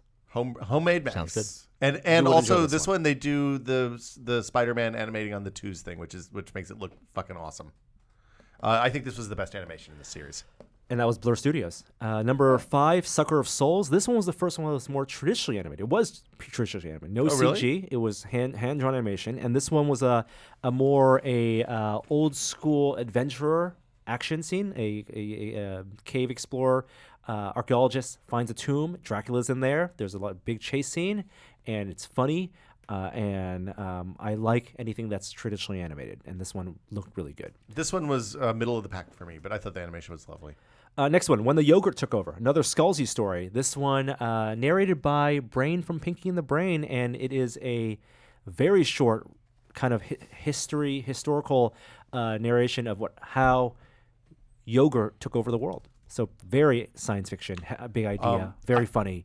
Really enjoyed it. I thought this is one of my favorites, and I love the art style on the humans in this world. It's very. Have you ever seen that Disney Inner Workings short that played before maybe Wreck-It Ralph or Yeah. It's like it's very very much like that. It's very good. Yeah, very pop art. Yeah. Number 7, Beyond the Aquila Rift. This one extremely photoreal. Some of the graphics are amazing. This reminded Didn't me like of the Square story. Enix stuff. Yeah, this was like almost like Final Fantasy kind of storytelling. It's a story that's been told a million times. It was boring. Very like it's just I like the twist at the end was okay. This one was middle of the pack for low middle of the pack for me. Number 8, super interesting one, very problematic, called Good Hunting. Also traditionally animated. This one was written by Ken Liu, based on the story by Ken Liu. And his whole take, he's the one who adapted Three Body Problem. Yeah. A science fiction author in his own right. And this one was a fantasy-inspired Chinese swords and sandals epic, wushu story, combined with a steampunk story in 2 halves. And then if you read the text of his short story, he wanted to tell, could he tell a science fiction story that was literally one half was a wushu fantasy, and one half it was a steampunk fantasy. When you say wushu fantasy, you mean like Crouching Tiger, Hidden Dragon Exactly. is the most So, famous example. First for half Western. Crouching Tiger, second half It's about the death Steamboy. of magic in your world. In Kinda, the world. yeah. I thought it was interesting. It's weird sexualized violence all the way through, though. Yep. Problematic that way. Number 9, Wait, The are you Dump. gonna do summaries of every one of these? Yes. We're halfway done. People want to know our opinions, Jeremy, even though you have not shared them. I don't know. All right. The Dump. Didn't like it. I thought this one was great. I thought this was really funny. I thought the characters were really funny. There's a lot of old guy dong in it, which was hilarious. Will and liked it. I thought it was good. I thought Yeah. it was really funny. Number 10, Shapeshifters, another photoreal one. Werewolves in the military. This one was Yeah. solidly meh. Video game CG. Yeah. Video game cutscene. This looked like a shitty cutscene. Yeah. 11, Helping Hand. This one, photoreal, short space. Really not uncanny horror valley story. for me. Yes, very Uncanny Valley, but the story I felt was perfect for what they were trying to go for, with a kind of a hard R take, a brutal take on what the gravity story, an astronaut trapped in space. It's kind of this was kind of a Twilight Zone, like in a lot of this could have been a Twilight Zone very easily. It was good. It was creepy, but like middle of the pack for me. Fish Night, next one. This one was lovely. Kind of a cel-shaded CG animation, very reminiscent of a little bit of Kind of Ponyo-y in the ways. Spider-Verse, but the story, yes, very Ponyo-y. It's about the ghosts of creatures who lived millions of years ago on Earth. I love this one. I thought the animation this one was really good. it was very Waking Life. Yeah, a little bit. Lucky 13. This is one of my favorites. Yes, this one, photoreal, about a relationship a pilot has with a bad luck spaceship or a fighter plane. This is just a war story that's told, and it has an interest. It's good. It's worth watching. My favorite one is the second one, Zima Blue. Really, this is your favorite? I think it's my favorite. So this had you read the short story that this is based on? I had not. So the thing that was interesting to me is that I don't want to spoil anything, so I won't say anything. But the short omits what I would have considered a really crucial plot point from the short story. And I think it was in one of those the 15 best anthology final fiction and fantasy of the year things a few years ago. And I thought the animation was lovely. I thought the story was really good. I think it was well told, but I feel like it fell short of the original source material. It missed the thing that made the original source material good for me. Got it. If anything, it will encourage me to read the original source material, which I will be highly encouraged to do. Blind Spot. This one's basically robots Fast and Furious heist. Yeah, this is Solo. This is the Solo heist. Yeah, it's okay. It was fine. Number 16. This was a very traditional heavy metal short. For what it's worth, I thought. Yeah. This one could have used the music. Yeah, this one music would have helped. Ice Age, directed by Tim Miller. This one had live action. Yeah, this has Topher Grace and Mary Elizabeth Winstead Yeah, as two married couple who moves into a new home, opens their freezer, and finds a civilization leaving their freezer. it's basically that Futurama episode. And it's with like Bender. classic science fiction trope of tiny people you are their god. But the original short story was based on, the whole idea was that these were two very apathetic people. So they're more just bemused by this civilization living there. And that is where the humor from the short comes from. I liked it. In their moldy food. Yes, exactly. And then Defrost 17 your freezer, people. That's the lesson. alternate histories. This one was another Scalzi story, kind of a very perverse take on alternate histories and different ways Hitler can die. I thought this one was good. It very much felt like a pitch. Yeah, Like, hey, you want to sign up for our service? We got a good service for you. You can see what it's like to do blah, blah, blah. exactly. And then the last one I thought was very generic: war, CG, video game cutscene, war movie, World War I fell II. asleep watching this one twice. Yeah, Russians fighting aliens. Great. Yeah. Cool. Okay. Yeah.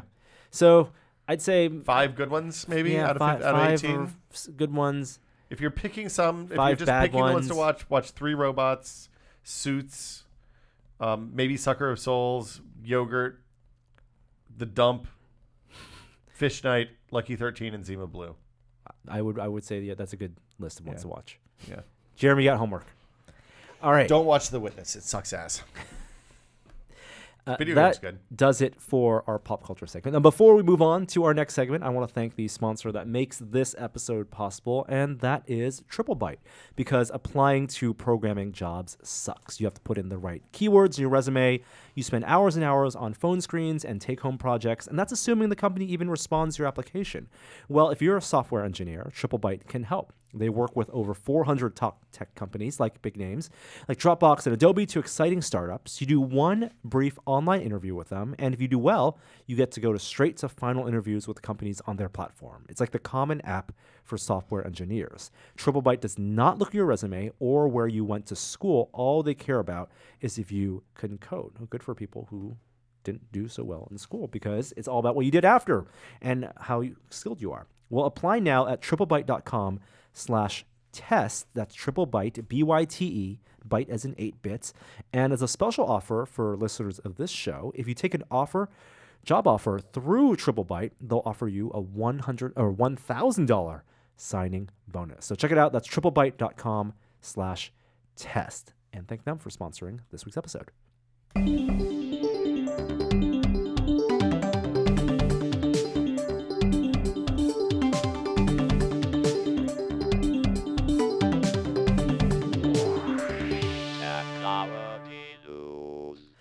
Tech news is going to be really short this week because a lot of that was kind of split through our Apple news coverage, and also we'll have some VR talk at the end. But something that was announced at GDC that we didn't get a chance to discuss last week was Google's big gaming announcement, Stadia. Who needs a console when you have the internet? People have been trying to do this for When you years. are the internet. When you have the backbone at your disposal. So did you guys try the test when they tested this last year? I played it at GDC.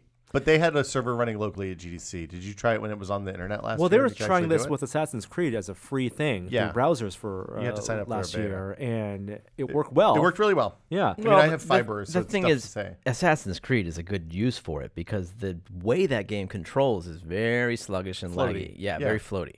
So it's not a twitchy game. Like, I'd like to see people play Robotron on Stadia. So so it was interesting watching people react to this. So it's a streaming game service. They run the games on the cloud on AMD hardware in racks, on edge networks, on edge data centers around the world, presumably. Only in the US, I think, right now. The thing I heard, I cross a bunch of different communities. The people that play games were all like, "Oh, this is kind of cool. Maybe I can play games that don't work on my console." Yada yada. The developers were like, "Oh, hell yeah, we can sell our big AAA games to 1 billion people instead of a few hundred million. That sounds great." The interesting thing that those folks said is that the amount of latency that they had to adjust for when we moved from CRTs to bad LCDs in the early days of flat screen TVs is probably more than you'll have to deal with for the latency the input latency on this. But for a lot of people who care about, who notice that bad latency on those LCDs, this isn't going to help them. Well, but the point is, Robotron is probably never going to work on this, right? That's a game that requires you to be playing on a CRT directly in front of you with immediate twitch controls because it's really unforgiving. I think probably a lot of shooters maybe won't work as well, and definitely things like fighting games where frame accurate rendering is important. Like Street Fighter. Street Fighter, yeah. Street Fighter. I mean, any fighting game. The thing that's interesting though is when you're talking about playing like a multiplayer shooter or something like that, if the data centers are hosting the servers and hosting the rendering clients, the latency from the rendering client to the server is going to be really low, and all of that latency is going to go back on your video end. So you could end up being about the same, but it remains to be seen. Id Software was an early early partner with this, and apparently Google went to them and they demoed it for them, and it was like, nah, I don't think that's working quite so well. And then Google came back 6 months later, and it was dramatically better. And they said it was like the difference between having game mode turned on your TV or not, which is not unlike the latency you're talking about. And they were quite impressed, and then they went forward with it, and they say it's gotten even better now. I don't know. It's an interesting idea that For the people who on the user side have good internet connections too. Yeah. And I was concerned about the video quality because it is being compressed. These are not real-time graphics, people. This is a video stream that you are getting from Google. So yeah, did you try it on the floor? Yeah, so I looked at it and I got up real close and I kind of analyzed the video, and they're doing some really interesting things. I mean, this is a next level codec that they're using. Like it's really crisp everywhere, but where there's motion. It's like that MPEG style motion vector stuff where they do Chunkiness. Compression across time. I mean, the things that are moving have a blurriness around them that's interesting, but everything else is super sharp. It's almost too sharp is what I like. Like I went back and loaded up Assassin's Creed Odyssey when I got home just so I'd kind of remember. And it looks, I mean, of course I'm playing on a 4K monitor, but it looks almost like you have edge enhancement on like an old Laserdisc or something like that. Maybe the monitors had it. Which is possible, it's like a post-process thing. But it was, it's definitely intriguing. I think for a lot of games it'll work just fine. I always thought that like a game like World of Warcraft would work fine, like on something like this, because it's like it's not about Twitch reaction time necessarily. Yeah. It's just about hitting your combos in the right order and getting in the right spot and just having your guy attack. Well, and I mean I think that's the point, right? I don't think we're gonna be playing Street Fighter on this thing, but I think that like if my mom could play Assassin's Creed Origins, she totally would do that. The most interesting thing to me about this is the gamepad. Like that, let's talk about the hardware. Did you get hands on with it? No, but no one else has done this before. So there is no physical console because it is just not 100% cloud-based, and on the client side, it is presumably just an app on your phone. It is a web browser, Chromecast Ultra, or it is Chromecast Ultra. Yeah. But go ahead. So there is a controller, and that itself just pairs to the Chromecast. No, it connects directly to Google. Oh, it connects to the internet. It is okay. So the controller goes up to the cloud. Yeah. But your Chromecast picks up your video, so they're paired with an identifier. So it's like it's the fastest route of controls to a game. But they're both still gated by your internet connection and speed of light. And sure. Yeah. And number of routers. But they think that the difference between like the Bluetooth connection or whatever wireless connection between a controller, a console, the processing of that signal and then sending it, like that's noticeable latency. I think it's that they want you to be able to do it without having to have. But like the Chromecast isn't set up to have direct connections to stuff. Like there's no remote for the Chromecast. So it's not even latency. I would bet it is partly latency. I mean, they're like measuring microseconds. Sure. They want to get it down. It's for versatility. Yeah.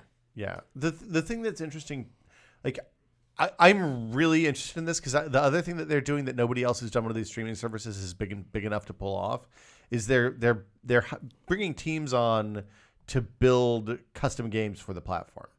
So presumably, like they demoed save states, sharing save states. So like if you're playing Dark Souls or something and you're streaming on YouTube, then the people who are watching will be able to hit the button, fire up Dark Souls at exactly that point when they're like, hey, I could do this better than you should. I thought that was interesting. That stuff's neat. From this article I learned that you have to recompile the game for this platform. Yeah, this has to be built for the platform. Yeah. So the thing that's interesting to me, though, is that when people start building games that are designed to run away from you and start building like multiplayer modes and stuff like that are designed around that, I think you'll see all sorts of weird, interesting things that are possible. So 100% no downloads. No downloads. Right. Developers who may have to recompile are encouraged to tax Google's computational system. They've partnered with AMD and Intel on the server side and the farm side. So like Unreal, id give us your most computationally heavy game, and we will run it smoothly at 4K 60 hertz. and pipe that with potentially 8K 120 FPS in the future. And pricing will be I don't think they said yet. all the options are on the table. Yeah. It seems So like you could may you be buy a able to buy game? games. You may be able to have a service. Rent time. Yeah. You can pay per hour. Yeah. It will change the way people think about how they pay for high-end gaming. I'm sure that they will give you the option. I'm sure. I should say, I hope they'll give you the option to measure the amount of data that you streamed, because that's going to be an issue for a lot of people with bandwidth caps with their ISPs. You don't think it'll be like a setting? You mean just like measure like Because you're talking about 4K streams. compressed? I mean, if their Yeah, codec but is good. they're constant. Like, people game for hours. It's true. It's true. I mean, They also watch Twitch streams for hours. Yeah. So there's a couple of interesting things. I talked with somebody who's building games for this at a party that night after they announced it, and like there's a power thing. Like it's interesting to me moving the computation out of my house and into a data center someplace where they have better power and better cooling. Because if you think about like the amount of engineering that goes into, say, the power supply for your Xbox One to sustain through spikes and sags that normal home power has, they don't have to deal with that in a data center. They just have a straight, clean DC power that comes in through all the the building wide stuff. Like that's super interesting. And the other thing is, like, if you're subscribed to the service, they're going to keep upgrading the hardware in the data center constantly. So like there's no upgrades for you, right? You buy the controller, you pay for the service, you pay for the games, not having to replace your PlayStation every 5 years when they release a new one. Kind of interesting. Well, here's the thing, though. I feel like consoles have almost become commoditized. Like, they're less and less expensive all the time and more powerful. But that's not true. The Xbox One X is still $500, $400. Yeah, but you don't need it. Like, you don't need it to play Assassin's Creed or If you anything. have a 4K TV, you do. Do you? Can't you Yeah. play 4K on a regular Xbox One? No. But if you're a 4K TV, you probably, I don't know if I'll be Okay. happy with the Stadia stream. Whatever. Like, I'm sure that you'll be able to do 4K with whatever, you can do 4K with cheap processors. It's just a matter of how much, like, horsepower do you want to put behind the graphics. My concern is that, never mind, I lost my train of thought. Well, there's like archival and saving concerns, of course, anytime you're talking about online services versus owning games. But this is a weird new world. I mean, it's going to be, it seems like Microsoft is going this direction with Game Pass. They're going to put Game Pass out on every platform that will allow them to, it seems Sony like. had their Gaikai acquisition, Yeah. so they've been doing this. NVIDIA has been trying to do this and sell their back-end Yeah. processing. Like, everyone feels like what OnLive pitched and started a decade ago now feels like the right time because the infrastructure is more in place in the U.S. I guess It's not, though. I mean, but the bet everybody's making is that 5G is going to make That's this exactly possible. Yeah. And not 5G on your phone necessarily, but 5G on an antenna that you dangle off the side of your house. I guess what I was trying to say is that I feel like it's gotten so cheap to do local processing, and it's getting cheaper and cheaper. I don't feel like it's necessarily like as compelling as it used to be. I mean, I don't need to have the stuff done in the cloud when I can pay $200 to get it done locally. Whereas where I do is with virtual reality, and I wonder if we'll be able to get to the point where we can actually stream that from the cloud without noticeable I don't think latency. so. I mean, at least not with the current infrastructure. Because right now, like, in order to make people not throw up in VR, you need to be somewhere between sub 15 or 11 milliseconds per frame, and they're not hitting that kind of latency right now. Think of it unless this you do way. a bunch of weird reproduction. if there is a console launch, like with every console launch, the price starts high. Yeah. Even if the console manufacturers are doing it at cost or taking a slight loss, they're going to be $300 to $500 at launch. If you can tell a gamer that, the next generation of Xbox or whatever the equivalent is as opposed to paying $300 plus tax, $350, whatever, you can take that money and get 5 games, AAA games that you normally pay $60 for. Yeah. That's a compelling value proposition, and that people might not care that those games are at slightly less fidelity with slightly more input lag if they're single player games. I mean, I happily paid $15 to EA to try Anthem and play a little bit of Battlefield 5, right?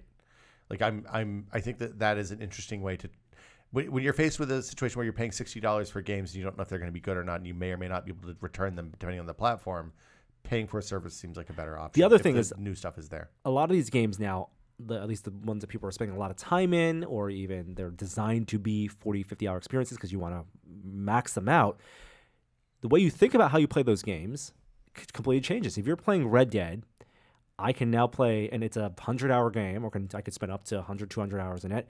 I can play it at home. I can play it traveling. I can do all the stuff that I maybe not do a story stuff, but like just kind of grind and get the same type of utility of that and get very similar quality. But if I want to do like the full cinematic narrative stuff, do that at home. I'm But sitting not on the bus on the with way no to work. and on all your Yeah. and you can do it literally pause and on your right. You play that night before, and on your way to work, all your saves are there. You can literally unpause the game on a different client. That's a convenience factor that I think that people will find really compelling. Yeah, that's compelling. Here's a bad thought. Hey, it's Thursday night. It's a real prime time for games, and you're like, I'm gonna fire this up and let's see. And you log into Stadia, and it's like, oh, hey, there's your local node is under heavy load right now. You're 57th person in the queue. That's one, the infrastructure problem. Yeah. Two, hey, remember that game we all loved 4 years ago, Team Fortress 2? Or let's go play that now. Oh, no. Stadia no the longer service has the anymore, service, no longer has the license to that. That's the other fear. Yeah. Yeah. The Netflix problem. Yep. It's funny. The Netflix problem isn't an issue for movies. Nobody cares about that in movies. But Because you in watch it once, you're good. games, we like. You want to be able to. I want to go back and play Gears of War 3. I want it to be there. Because you are putting just as much in the experience as you're getting from the sandbox they've set up. The other thing that is, of course, it's Google. It's tied to YouTube. You'll be able to press the button, save the clip, stream the clip. And so this undoubtedly will be tied to YouTube's efforts to be Twitch. Yeah. Well, I mean, we're already seeing interesting stuff in Twitch where, like, if you load up the PUBG or the Fortnite page, they do a little bit of machine learning and recognize like how many players are left in a game, so they can say, hey, this stream is close to the end of a game. You can watch it and see them in a final circle or whatever. Like, the more of that, as we get better at that, and as they're building the games, like, the other interesting thing about this Stadia thing is that YouTube, if you're streaming the game, will have a direct layer of metadata that comes from the client to the YouTube So side. you're saying in your YouTube app, or as people are watching in YouTube a stream or the YouTube window, you'll get lots of cool there's data potential outside the frame, yeah. the 16:9 frame. If developers provide it, then you'll be able to see things like in-game stats, or like, imagine if you're watching somebody play Diablo and you want to be able to see what gear they have on their dude, you'll be able to click a button and see the inventory screen. And guess or what? whatever. Developers can also say, or publishers at the very least, can also say, it's like, oh, we technically have the rights for these games, and the EULA doesn't necessarily allow people to stream. How about let's get a cut of that YouTube advertising revenue? We'll see. To let people stream the game. Yeah, or referrals or whatever. There's a whole other massive issues around that stuff. Anyway, Strange new world. yeah. All right, our second and last tech story. Hey, if you have a password on Facebook, you might want to change it. Why is that, Norm? Because apparently Facebook stored hundreds of millions of passwords in a plain text document. That's right. And it was discovered when? Must have been years ago, right? And they're finally letting people know? Sure. No, January. Discovered in January. At least 2,000 people had access who, or rather had searched this file internally at Facebook, though they don't suspect anyone did so for nefarious purposes. Why would they store passwords in plain text? What the fuck is wrong with them? 200 to 600 million Facebook users. Look, when Joe Schmo's coffee shop's website does this, it's no surprise. It happens all the time because people are dumb. But Facebook, for God's sakes, man, they should know better. Everyone is doing hash passwords. Do you guys remember in the first Mission Hashed Impossible insulted. movie, the what? The knock list? The knock list, and like Yeah.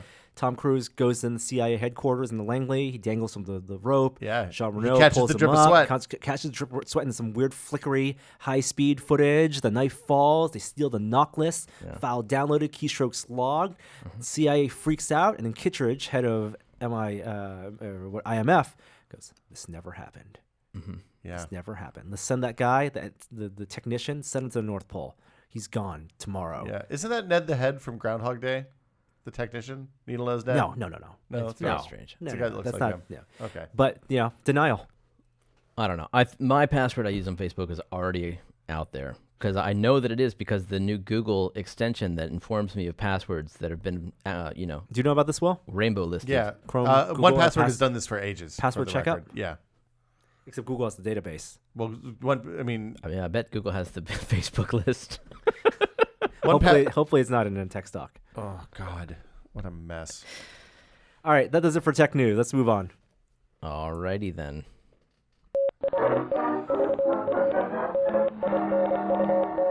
The VR Minute.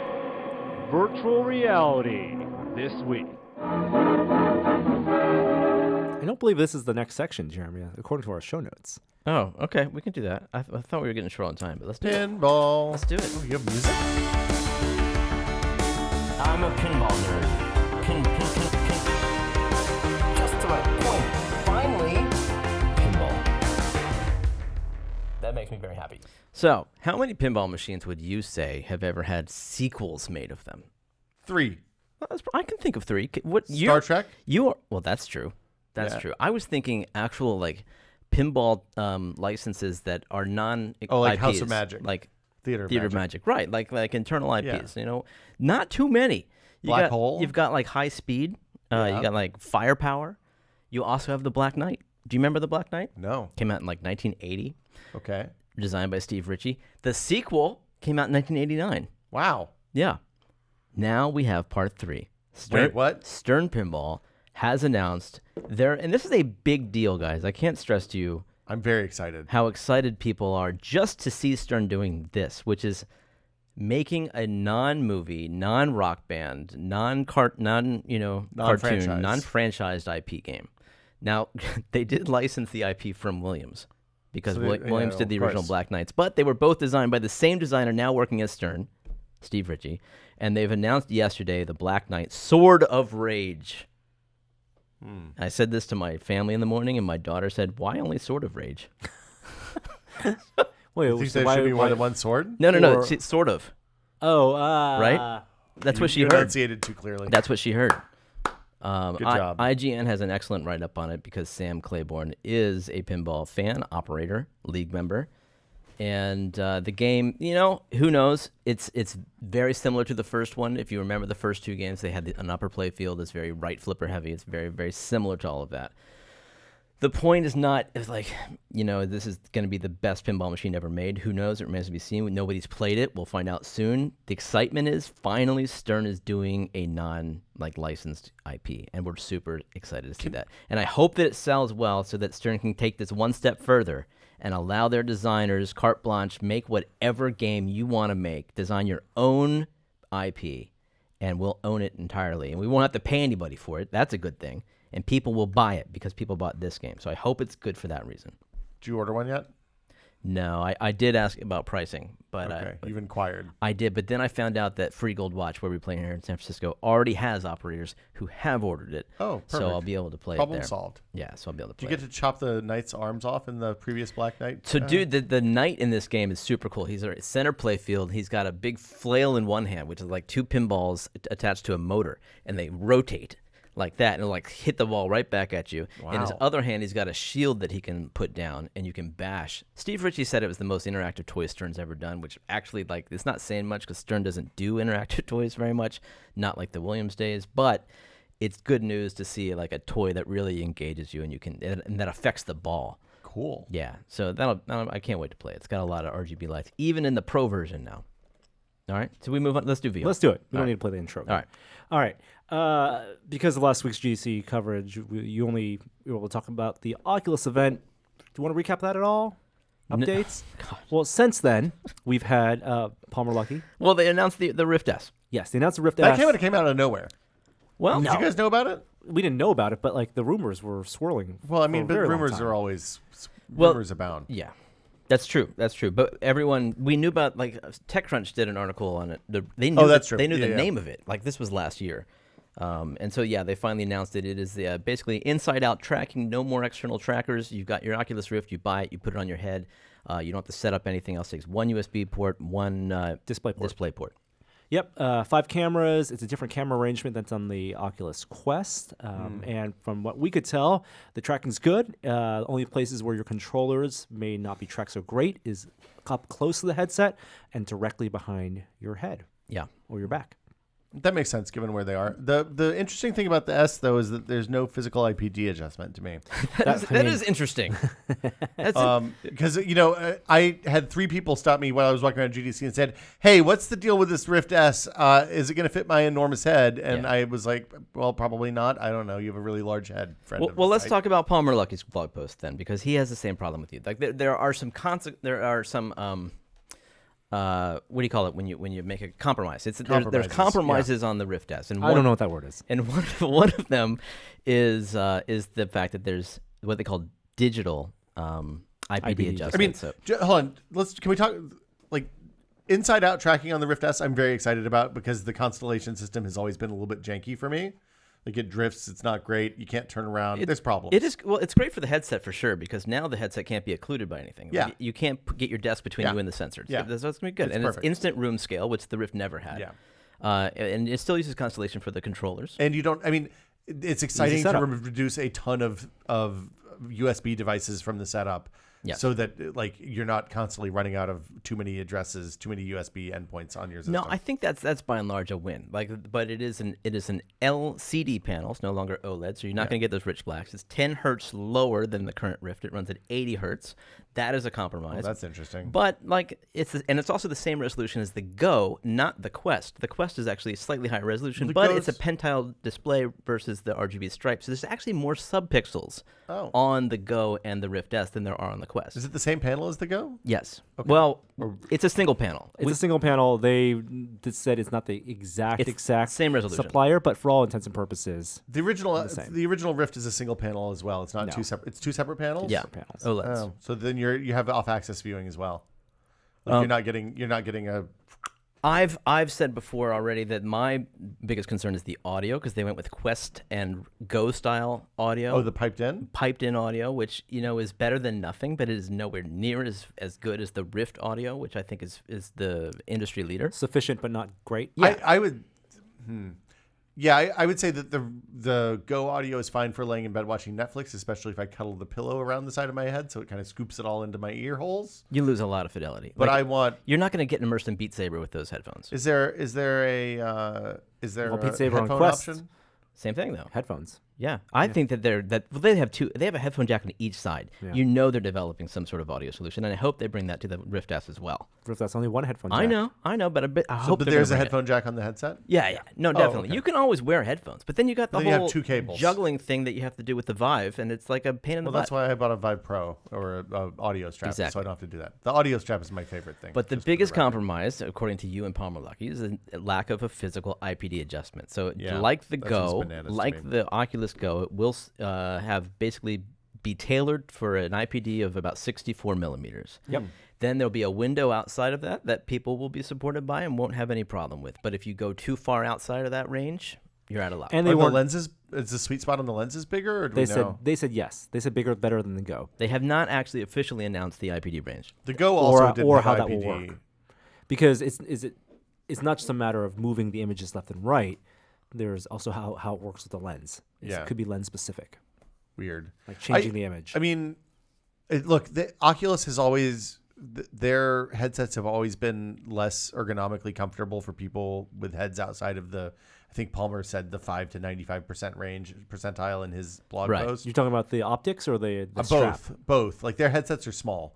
If you have a large head, like Hmm. Jeff Gersman, friend of the site, has said that the Rift is physically uncomfortable because it squeezes the side of his head. Well, they got rid of that design. Well, right, but the even like the original headset, like your glasses wouldn't fit in the original Rift. Yeah. I had to go buy special glasses when we were building stuff for Rift, so I They could look wear good them. though. You look So good. this one will fit glasses because it is very much like the PlayStation Halo style design. They went to the MR PlayStation Halo, And yeah. part of the reason they may have partnered with Lenovo is I think PlayStation has the patent on that design, which Lenovo licensed.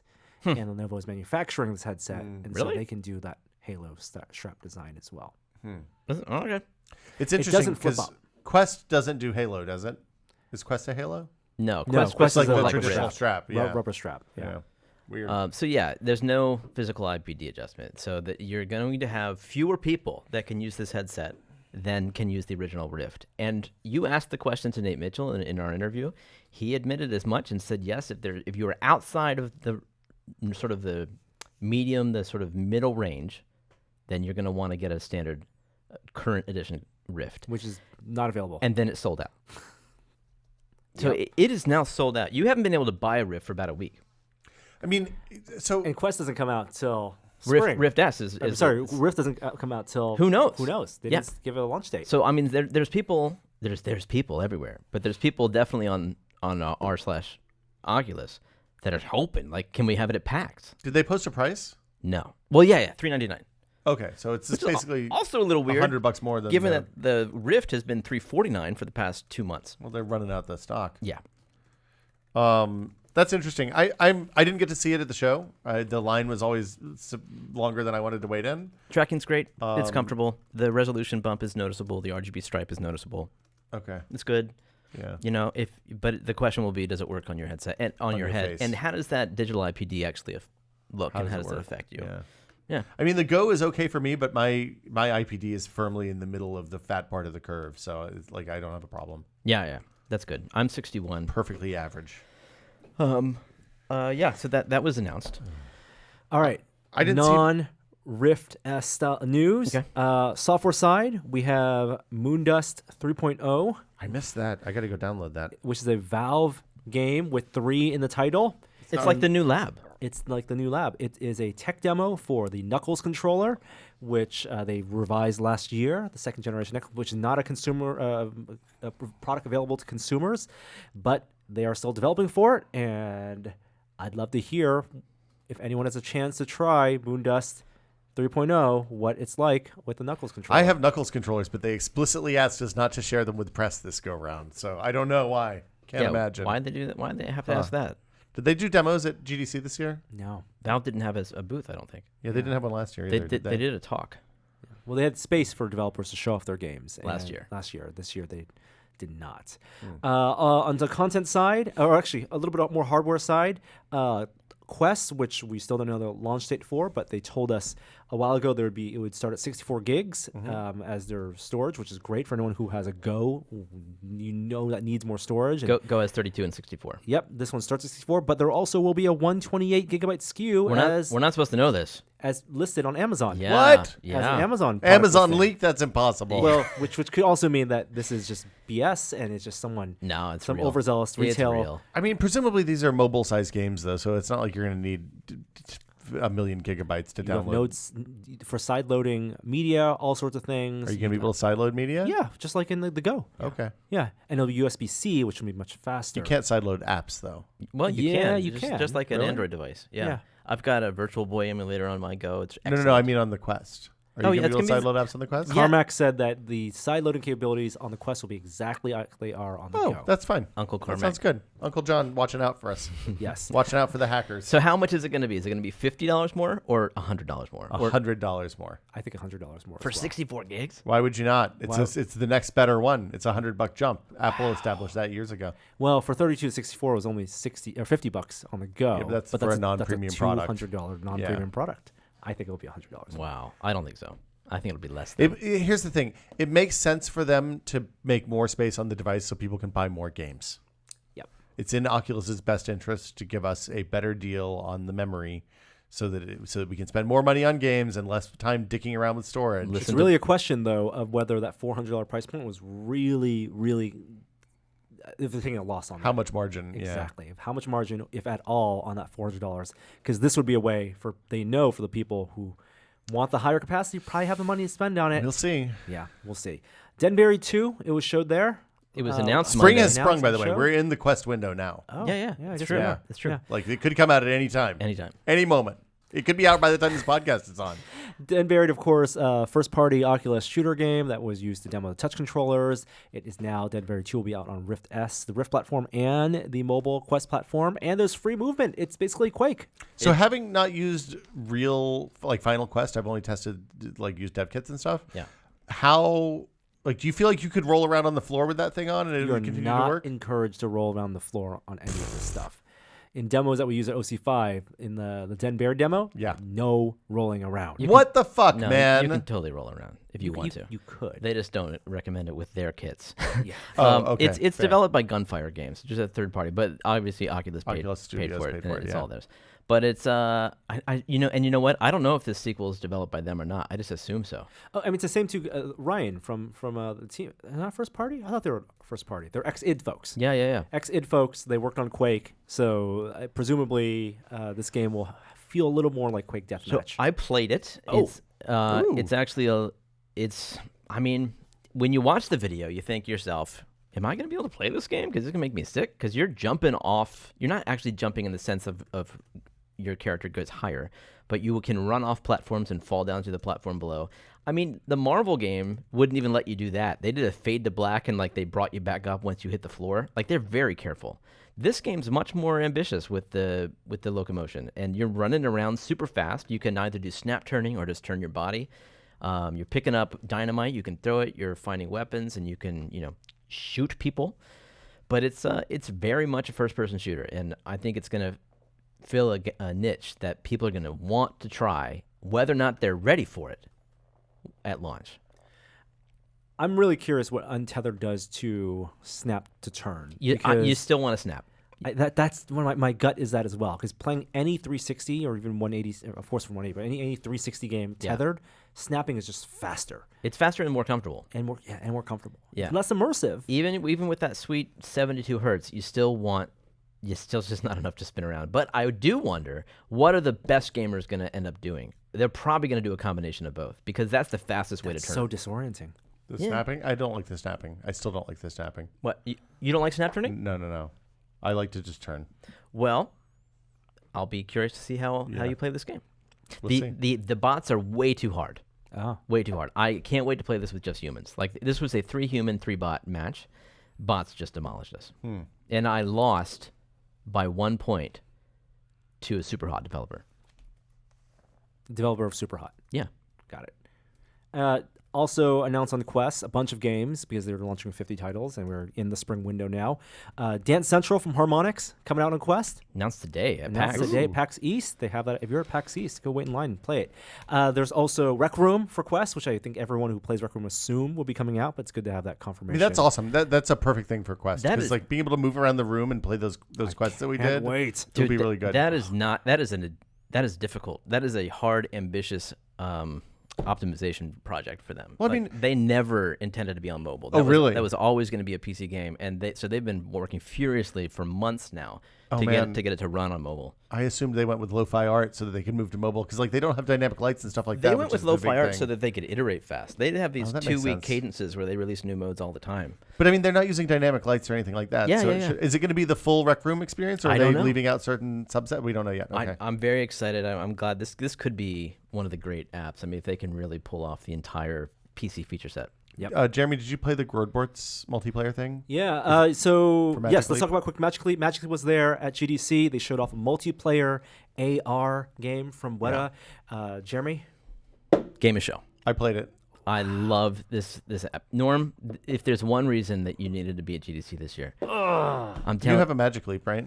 Adam has We have- Magic we Leap. have He's gotta access borrow to it. We have Magic one. Leap. We only have one. When does this come out? but you need 3 other people with Magic Leaps. Like, that's the problem. So when we did our Magic Leap review, we speculated how multiplayer could work and whether they would embrace a in-location, multiple people using Magic Leaps type multiplayer experience, or something that would take advantage of the world mapping and project another person remotely into your space. So you can see how that would work. You could do either. You could do either. But the most interesting thing about this is like it is a shared actual space.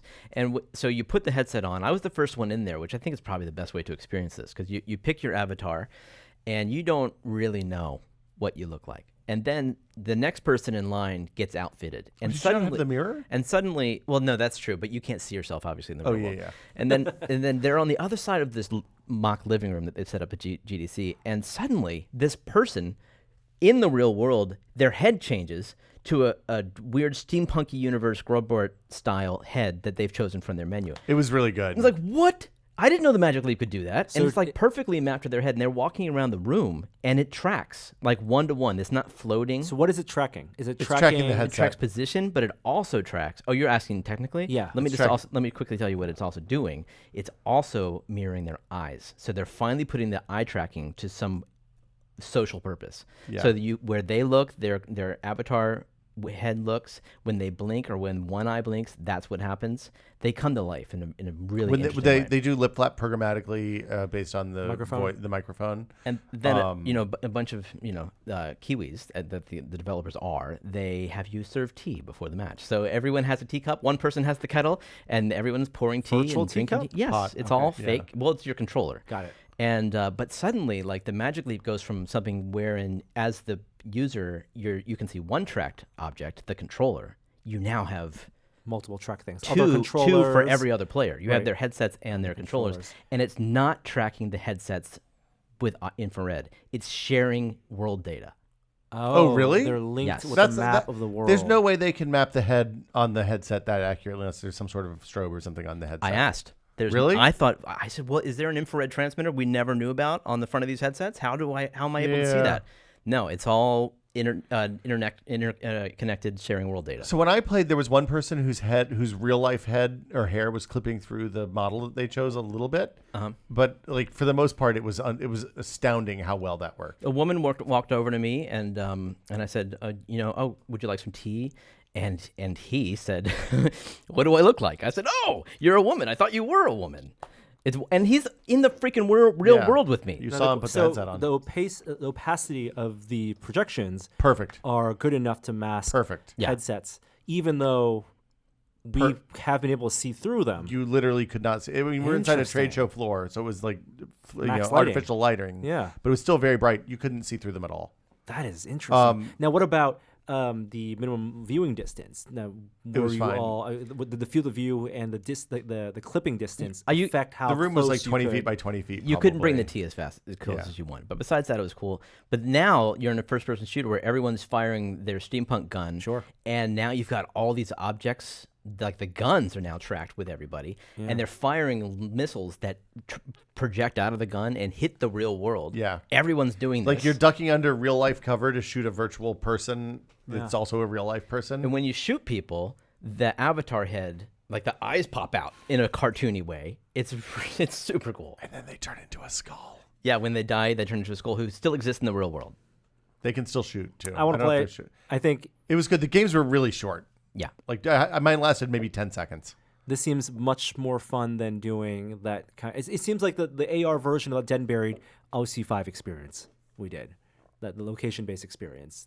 It's true. It's true. I wouldn't have expected the Quest to be able to do that out of the gate. So there was that level of ingenuity. But this, to me, was really like, I didn't think that the Magic Leap could do this. I want to play this multiplayer across the internet. Like I want them to figure out how to do shared spaces. Yeah. And I want to be able to play you in your living room with your avatar and all that In the stuff. future when we all have AR headsets. When we all have AR headsets. Yeah. Very, Yes, very cool. Next year. So much VR news. One last big VR news dump on the Sony side. Sony had an event this past week called State of Play. It's kind of their mini E3 ahead of E3, and there were a ton of VR news that came out of it. First off, they've confirmed how many PSVR headsets have sold since they launched. You have a number? 50.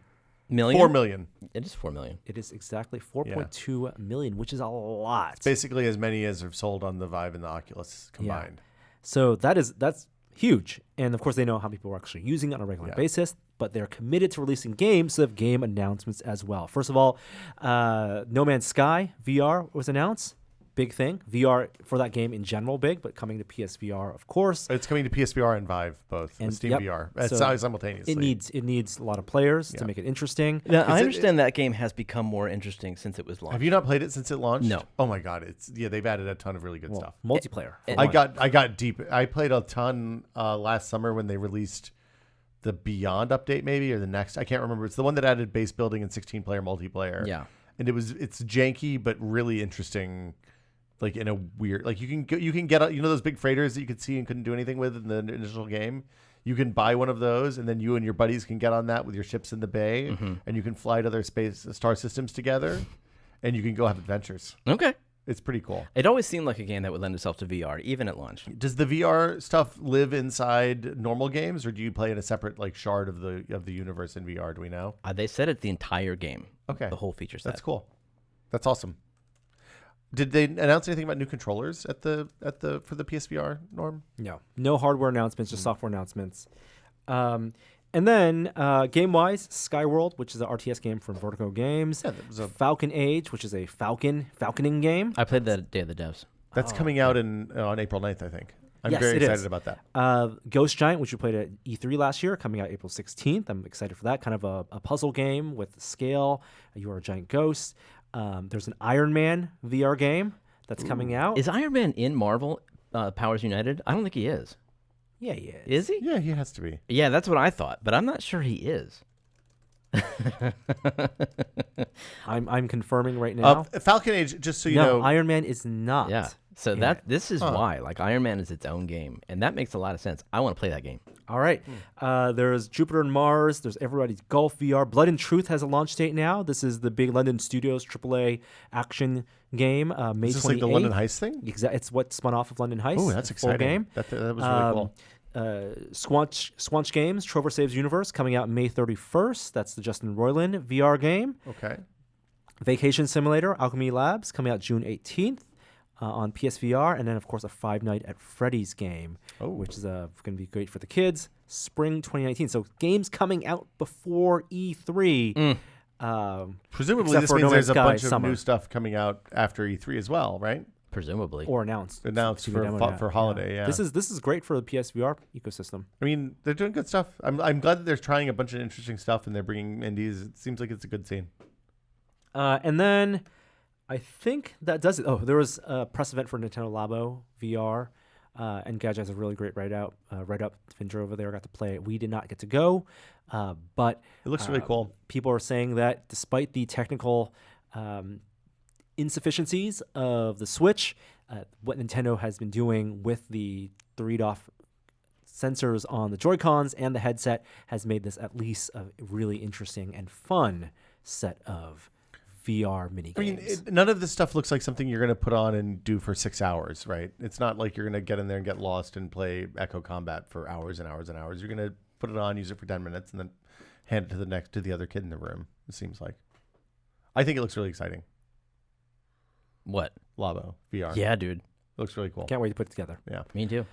That does it for our VR segment this week, but we're not done. We got one more segment. One All more right, thing. we're gonna do Is that this. what you'd We're going to say? do this. All right. One more thing If you really want to do for this. episode 493.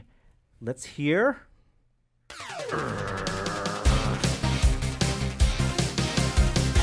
Things that annoy me. Is that too loud? No, it's great. That annoys me, Jeremy. So I don't, you know, You don't sound very annoyed. So wait, Will, let's set this up. yeah. Jeremy had exhausted. two episodes ago, he revealed the fact that on his phone he keeps a note stock of things that just annoy him. You keep an enemies list?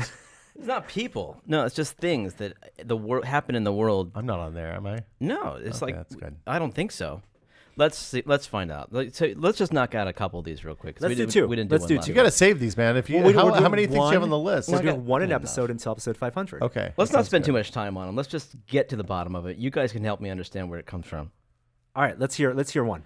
God, that's a big What one. grinds your gears, Let's not do Jeremy? that one today. Save that for get a build up. All right, so you're talking to somebody and you make an interesting point, like, boy, I sure wish the Oculus Rift S had IPD adjustment, and then somebody next to you says, right? You know this? You've heard this, right? This is about me, isn't it? No, it's not. I Or feel you're like- personally attacked. You're listening to a podcast or something like, boy, those guys, they went on about that thing on Netflix for way too long, and then the guy, I next to know, you- right? The guy's like, right? And like, I hate that. I hate that Why do to you my hate that, core Jeremy? because I'm the one that made the point. That's my point. I had that you think thought. that they're taking the thought from you? They are co-opting like all my words, my thought, like the time I spent to express this thing. They're taking that and they're like putting it back on me. Like I have to respond to that. I just made Do you the want to freaking fix point. for this? I can help you fix this problem. I can help you feel okay about this right now. Literally, no one has ever had an original thought ever.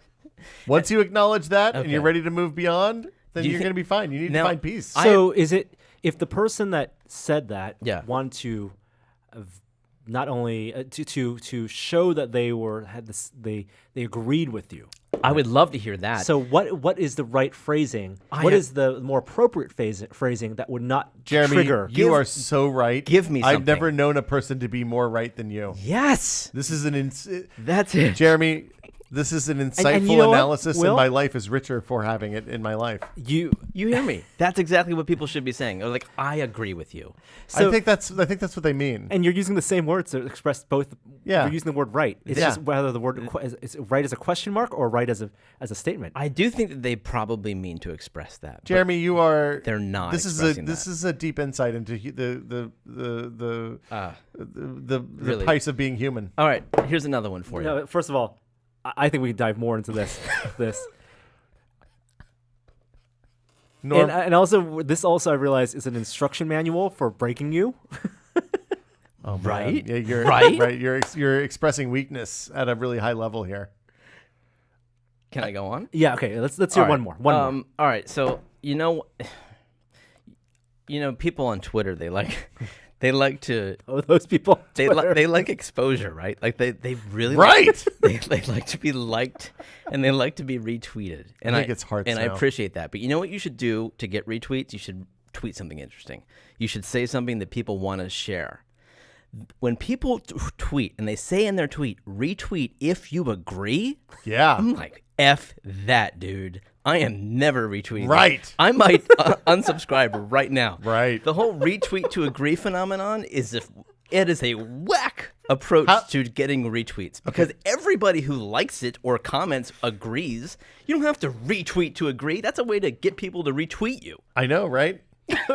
Well, let me ask you a question. How do you feel about a fave for option A, retweet for option B poll? That's the same thing. I think it's going to grind You its think gears that's the an same end way around? because the purpose of that is to solicit Yeah. actions. Well, let me tell and you. to get your own account amplified Get some fluffy. based on other people's content. That's what I was or trying thoughts. to say. I agree with you. Thank you. Yeah, that was well put. I know, Right. Yeah. So I'll go through my mindset for retweeting. Do you ever say retweet if you agree? I don't think No. you do. You're above that. unless you're using it as a joke to poke fun at that. Usually, retweet yeah. if you agree. Yeah. If there's a reasonable meta Yeah. way to use that as a commentary on the thing you're retweeting, then that's appropriate. I would say the other option, the other time that's acceptable is if you're like the first person who's written about something of great social importance. Like, for example, defeating Article 13, which is the thing that we didn't talk about at all this week, which is probably the most impactful tech news I'm realizing now because they passed Article 13 yesterday, the thing that ruins copyright in the EU and therefore also the world. Anyway, yeah, so like, please, if you're the first person to write about the thing, say please retweet, spread the word. That's different. That's Yeah. different than retweet if you agree. Yeah. Retweet if you agree is clearly Well, my account deserves to get a lot of internet points Yes. for an idea that I found that other people probably also saw. So you agree with me? I do agree with you, and I will share my thinking as well. I retweet a lot of stuff, and I know a lot of people don't retweet unless you have something to add to it. In a lot of cases, I don't need to add to it. I think it's just about sharing a link that I like, and I'm not going to add anything retweet with comment unless I really feel like I have something to add to it. Yeah. And in many cases, it's a lot of like things that let the person who made the original comment, they're the best person to speak for themselves about it, and I don't need to put my voice in that conversation. There you go. All I want to do is make sure other people see it. Yeah. so I think retweets suck. Just in general. Oh gosh. Yeah. I think retweets are bummer machines because usually, like, if something you like, you quote tweet it and you'll be like, hey, I think this is an awesome link and you should look at it. I think by Boom. the action of clicking retweet, you're already saying that. No, but that's not the way most people, like, I use retweets exclusively for shit that I think is important to share but don't care. Like, I'm either too bummed out about or don't care enough to actually make a comment. So I just stopped retweeting, and I also filter all the retweets. And Twitter's much better if you don't have retweets in your feed, it turns out. You can do that? Yeah. If you use TweetDeck or I think Tweetbot even in Twitter. in the app. Twitter proper now, yeah, just turn off retweets and then you don't ever see them again. And it turns out most people retweet shit that they think is important but sucks. I would, on a side note, I would be curious to learn how people with 1 million followers actually exist on Twitter. Like, besides A having million followers? besides having a social media manager, like, yeah, how do they possibly keep up with that? The Oh, torrent. you mean who follow Yeah. a million people? Yeah. No. Who have 1 million followers? Who are just I everyone? have 100,000. No, you're good, dude. You're amazing. Like you compared Thanks, to me. man. Compared to me, you have It's not about the number. a world of followers. It's not about the number. I just have a city, but you don't have as many as Adam or No. the big ones. But you can look at their mentions and see, like, it's most people don't respond. Yeah. Most people are just like, hey, thanks for sharing that, and they hit the like button. Mm-hmm. That's a good way to interact with people. You know what annoys me is when people are on whoa, Twitter. Whoa, this is Jeremy's segment. Oh, sorry. I actually I would, Encroachment is what annoys Norm. It turns out. Okay, what annoys you? No, What I grinds won't your share gears? now. It's too late. The in moment's an passed. ideal world, we all share. I'd What love to grinds hear. your gears? Well, I don't like it when people say I don't read my mentions. In their they're like, hey, I'm on Twitter. I'm here to broadcast some of my bullshit, Oh, but yeah. I'm not going to interact with you. Well, that's just bad form. They're not. Yeah. Yeah. especially You don't explicitly want that. saying that. It's very popular these That's days. like Woody Harrelson doing an AMA I'm on too Reddit. cool. You know, he's like goes on there and like Or- people ask or real questions. He's like, "What is THQ, this?" Yeah. Here's my No. SoundCloud. Yeah. What's the million ducks or a duck-sized horse? I don't know. Which one? Oh boy. Big Yeah. chickens are scary. Okay, Sekiro. All right. gold. Jeremy. two winners. Wow. And if those were even on the bottom of No, the list those and we're were- moving up, yeah, then there's- I just can't wait. This right thing. I feel like you're taking some semantic like conversation, and I think you're maybe being a little prickly about it. I don't think so. I don't think so. I think people are trying to say right as in, hey, I think you're right, buddy. No, they're not. No, I don't think so either. How can you tell? They're like telling me they thought it. How can you ever tell what's happening All inside that another means person's is they head? thought of it first. Can That you I ever- I didn't bring anything to Can them. you ever really trust someone, Jeremy? That's the question at the end of the day. I think you're saying the answer is They no. might have thought of it first, but they didn't freaking express it. Yeah, but The word right is a powerful word. It allows you to take any statement that may be true or false that you don't know is true or false and just say it as fact. And you can add at the end of Yeah. a sentence and then just say, oh, Right. right? All right. I Best feel like podcast ever. We've all learned something right? today. And then also in the conversational back and forth, in the ping pong game that is a conversation, Yeah. it puts the ball back in your court Yeah. because it is a question. I put the ball in play. What are you doing? Yes. Without them, they haven't added anything. That's true. Yeah. Yes. I'm gonna give something that grinds Yeah. my gears. Good. Good. The word weird. Weird. I think the word weird is one of Like, the worst keep Portland adjectives weird. Oh, Keep yeah. Austin weird. of all time. Why do you think it's bad, Norm? It's just not descriptive It's enough. not descriptive. It is such a generic, nondescript. There, anytime the word weird is used, there's probably a better Yeah, adjective. you can do better. Do you think could that be this used. is our fault for devaluing the word by overusing it in context that it wasn't originally intended for? Probably. Why? What was it originally intended for? Well, it was supposed to be about magic, right? What? Yeah, the don't- I don't weirding know the way. etymology. Paul Atreides uses the word to blow up the people. His name is a weird word. You never read the Oh. book. You just watched the movie, huh? Interesting. Wait, What- is this a what Harry movie? Potter thing? Yeah, Harry Potter. What are you talking? It's Dune. Dune. Oh, it's Dune. Oh, is it Dune? Damn it. No, you lost me there. Atreides. No, I mean, look, we did. What was it? I had a teacher in in high school that would give you an F if you used the word neat as an adjective ever, That's good. because like it just means nothing at this point. It's been Yeah. completely devalued by overuse, and I think weird is probably a Well, candidate for that. I've heard you say before you are trying to stop saying certain phrases. Yes. Like insane or words. I'm like that. trying to, yeah, yeah. I think that's admirable. I think that we should all go through that. There's a bunch. It turns out there's a bunch of words that are super common, like dumb and insane and crazy, that all are ableist and shitty. To Brilliant. use. Brilliant is probably okay. I don't know. Brilliance. You know, Brilliant it is feels a- like it's cultural. It's a lifting, not a. You know, you not feel- a you feel punching British. Down. you know? Rad. We should just say rad more. I say rad all the Rad's time. fucking awesome. I think you can bring back words like that. Yeah. There are definitely words. It's like cyclical. Words are cyclical. Language. Language is cyclical. Ever evolving. Yeah. I In hate circles. that. That annoys me. An Ouroboros of I think the language we should just characters. embed it in Lucite and just never change it again. Oh yeah. Get rid of proactive All while right. we're at it. Fuck proactive. That's not a word. The opposite of reactive is active. Proactive is just, anyway. gold. Pure gold. All right. That does it for this podcast. Thank you, Will. Hey, Where thanks can for people having find me. you? What stuff are you working on? I'm at Will Smith on Twitter. We posted on my Twitch stream last night a new animated by Fu short. It's something that I threw together in literally 45 minutes yesterday afternoon. But we're testing out some new stuff that is using depth cameras for face animation and Steam Valve Knuckles controllers and Vive trackers for body animation. And I will post a link on Twitter as probably after we're done recording this podcast today. Now, what is that archived on Twitch as well? So There'll be a clip on Twitch. It's in the middle of a long 4-hour video game session, but yeah.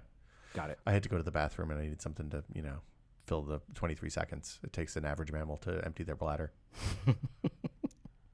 The more you know. Thank you out there for listening. We'll be back next week. All right, we have an outro. I apologize if we've heard this one before. These came during. If you want to send more outros, where should they do that? They can search Tested Podcast Outro in any of your favorite search engines, and the first link will be a forum post where you can not only download the template to make one, but also you can post there. Yeah, and that's post where them there. we pull them from. Hi there, I didn't see you.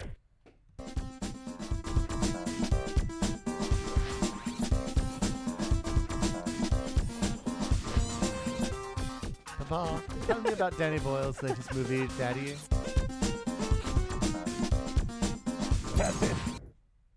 That was a good one. When was that? What was that? Yeah, that was when Norm was going to tell his kids about Star Trek. Oh, no. They weren't going to watch Star Trek. Oh, Daddy. He was going to tell his kids all about That's each the episode. that's the baby Chan voice. Yeah. Oh, Father. Wait, what did I say at the end of that? Oh, Papa, tell me There's the a whole story. series. Let's get rid of all these because somebody sent them to email and I have a hard time keeping track.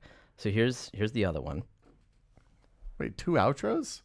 That grinds my gears. Hi there, I didn't see you. Sorry.